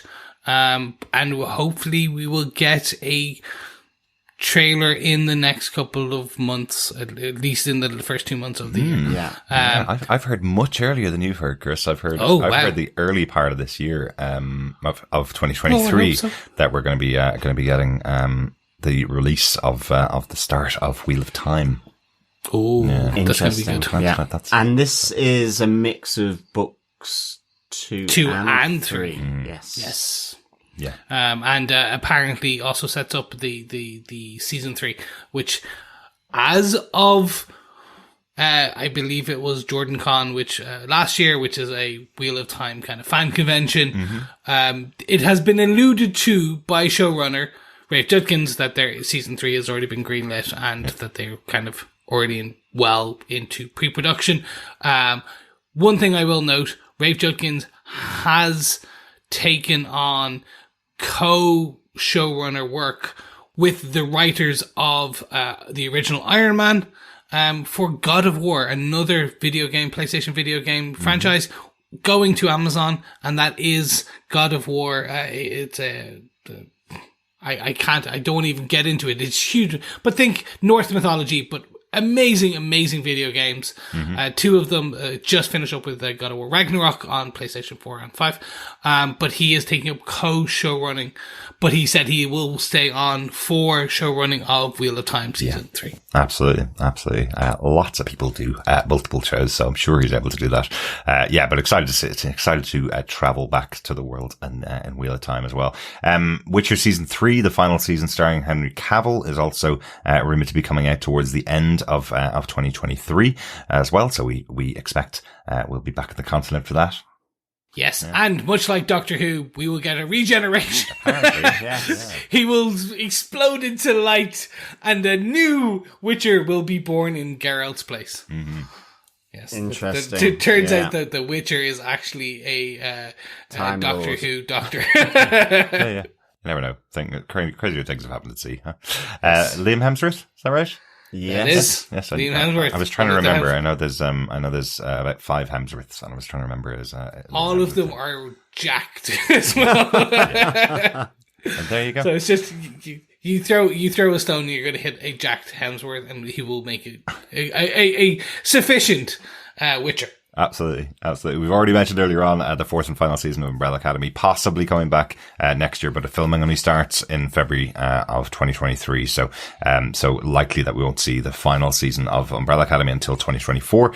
The 6 episodes as confirmed by showrunner Steve Blackman. But on one of the bigger shows that we talk about, the spin-off, the first live-action spin-off of The Boys, Gen V, is coming out next year. First trailer released for that a couple of weeks ago. Looks bloody and crazy once again. It does. Yes. Still can't really work out. There's a puppet in it which starts off getting its head taken off, and then looks like its entrails are coming out to drag people and kill them. And I'm not really too sure. It's a very short trailer, but it looks mental. I'm sure it's going to be. The Boys season 4 is again likely to be moving out to 2024. They usually alternate the years on The Boys, don't they? Once every 2 years is when the series comes out. But some interesting casting announcements though. We will be seeing Huey's mom appear on the show. Simon Pegg has also been confirmed to return for the next season. So as Huey's dad, so that's going to be quite interesting to see them back. If they are going where we think they are going in terms, which who knows at this point, it's going to be some of the takes on what we assume happens after Herogasm, at least in the comic books. If they follow some of those directions, it is going to be good. But where we left Homelander and Ryan in season 3, Eric Kripke is going to give us some very interesting social commentary. Who knows? Absolutely. And another massive announcement. It wouldn't be a new season of The Boys without an announcement of a member of the cast of Supernatural joining the crew. Jeffrey D. Morgan, most recently on The Walking Dead, but an old alumni of Supernatural is joining the cast for season 4 of The Boys. So joining his son, Dean. When's Sam Winchester joining? That's what I want to know. It's just It will happen. Jeffrey Dean Morgan, you may know him from The Walking Dead. Speaking of The Walking Dead, we do have a connection somewhat in that Invincible, written by the same writer, from a comic book perspective, I should say, is confirmed for 2 more seasons. They recently on the social media have kind of alluded to that they're going to actually show us a trailer for season 2 at some point, but they just keep pushing the date. I think it's actually just a joke now. I don't know what's going on. But it's going to be fun. It is a bloody adult animated show. Yeah, it's about a year and a half now since myself and you covered Invincible season 1, Chris. So we were saying roughly 2 years with the animation cycles, and they had the confirmation of season 3, so and season 2 at the same time. So it's possible that we'll get to see that in 2023. Yeah, I think it might be another summer. It might be a summer release. Yeah, I feel like hopefully a lot of the Boys fans will have tuned into Invincible, because it gets recommended quite a lot if you like the Boys to go and check out Invincible. So hopefully they're tuned in and will join us for the second season of Invincible. Yeah. If you liked The Sandman last year as well, and you missed out on our last Neil Gaiman project that we covered, we will be back with another stab at the angels and demons in Good Omens Season 2 coming in summer 2023. John and myself will once again be hosting, in conjunction with Podcastica, our coverage of Good Omens. Really looking forward to seeing what Neil Gaiman has cooked up. Definitely. Yeah. I love Good Omens, and Season 1 was a hoot. Really, really good. Yeah. So I cannot wait for Season 2. I mean, we'll have to have a new category soon, what with Good Omens and The Sandman, as well as Anansi Boys. It will have to be the Neil Gaiman category. Yeah. I mean, even What If is supposedly having a 1602 flavour for one of its episodes as well. So, yeah, we'll have a new category by the end of 2023 for our wrap-up. We could do that. We could definitely do that. What's your favourite Neil Gaiman show? That's what an exciting question to have. We've always had the what's your favourite Neil Gaiman comic, and everybody has a different answer for that. But really excited to see what Prime Video do with Anansi Boys. My understanding is that Lenny Henry's coming on board as a writer on the show. Lenny Henry, a really close friend of Neil Gaiman's, and involved in the original creation of Anansi Boys as a story as well. So excited to see what he brings to the writing credits. We've just been watching him in Blood Origins, in a villainous role, and we've seen him earlier on this year in a slightly more comedic role in Rings of Power. So interested to see all the other facets of Lenny Henry coming to us next year. Quickly, let's go through some of the poll results from the polls on the shows that we're going to be covering next year. For next year, the show people are most excited about from Marvel is Secret Invasion, the Nick Fury show. Very good. I promise I didn't vote 100 times in that one. I promise. But Loki Season 2 coming in pretty close behind that. Best returning show for TVPI for next year is Good Omens Season 2. Most people very excited about that. Very good. About 45% of voters. Followed by The Wheel of Time Season 2 and then Invincible Season 2. Yes. Which is definitely, I was not expecting, but good on you, you Wheelers and you Invincibles. Absolutely. Marvel movies for next year. I'm most excited. I think this actually goes in order. If I've got it right, it actually goes in order of release here. It is 100%. So it is literally Ant-Man and the Wasp 3, which is Quantumania, and then Guardians of the Galaxy Volume 3, and about 3% in between the two of them, and then it just goes down. So I feel like this is probably just an order of release. Finally, for the new shows coming to TVPI next year with Gen V, the Boys spin-off, Anansi Boys, and The Last of Us just added. The Last of Us actually got slightly higher votes than Anansi Boys, but in and about 33% each, really. Yeah, just slightly more. Pretty even split. Yeah. And The Last of Us was added by our wonderful community over there on our Facebook group. So that is the reason we've chosen to cover it. So thank you for adding that. Yes. You're going to regret it. There's going to be too much content for you to also listen to. And too much content for me to edit for the year. Yes. That is everything we think we're covering for next year, and everything that we've covered for 2022. Anything else you guys want to add to the list for next year? I hope that some get pushed to 2024. Okay. Yeah. Yeah. No, there's going to be a number of kind of shows in between. There's going to be a number of, there is also the new Anne Rice Witches TV show, which kicks off early in which looks very interesting. Absolutely. I highly recommend, if you're interested in the Mayfair Witches, I'd highly recommend you go over and check out Strange Indeed, which is led by Rima Jo, a massive Anne Rice fan, and we'll be covering it over there. Or also check out Articulate Coven, which is led by Joel Sharpton, one of the oldest friends of the podcast. I think he reviewed our podcast back on episode 3 of our Gotham TV podcast. So we've been friends ever since. Go check out Articulate Coven. They covered Interview the Vampire, and we'll be covering Mayfair Witches as well. So yeah. Excellent. But with all that being said and done, that is our 2022 wrap up. That is our 2023 look ahead.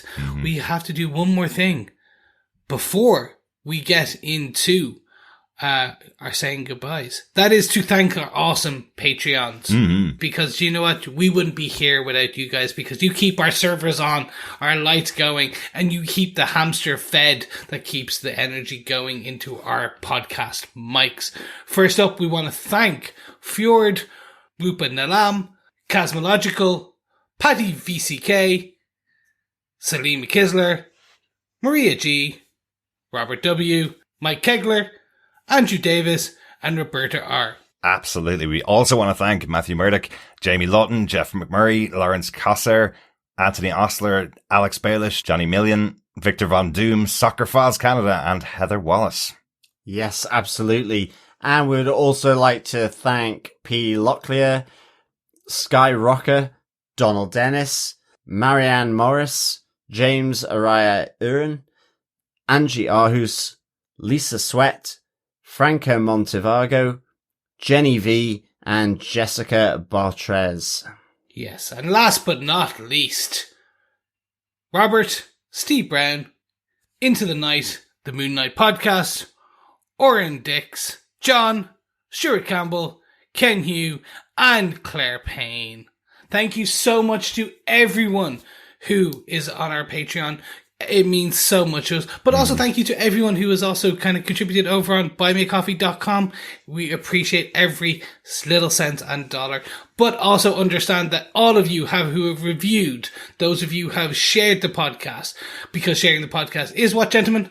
Sharing the love. Yes. Absolutely. You did mention it, Chris. Buy me a coffee at buymeacoffee.com/TVPI. You can also support us over there. I want to say a huge thank you to Jarvis, who bought us 3 coffees over there on Buy Me a Coffee. Thank you, Jarvis. Yeah, saying a huge thank you for our coverage on the Sandman series. So thank you so much, Jarvis. You can send us messages over there as well. You can also email us to feedback@tvpodcastindustries.com about your thoughts about anything we have covered in 2022, anything we will cover in 2023. Hopefully we'll hear from you very soon. Please consider liking, sharing, subscribing, making sure you get everywhere. If you're over on Spotify, make sure you click the follow, the bell button, and all those little things to make sure you never miss an episode, because if you subscribe to our feeds, you are ensured to pick up at least every episode that we put out, because as you have heard in this episode, we are covering a lot of stuff next year, and you don't want to miss out in all the goodness that will be in your ear holes with our dulcet tones. Absolutely. Later this week, 2 more episodes of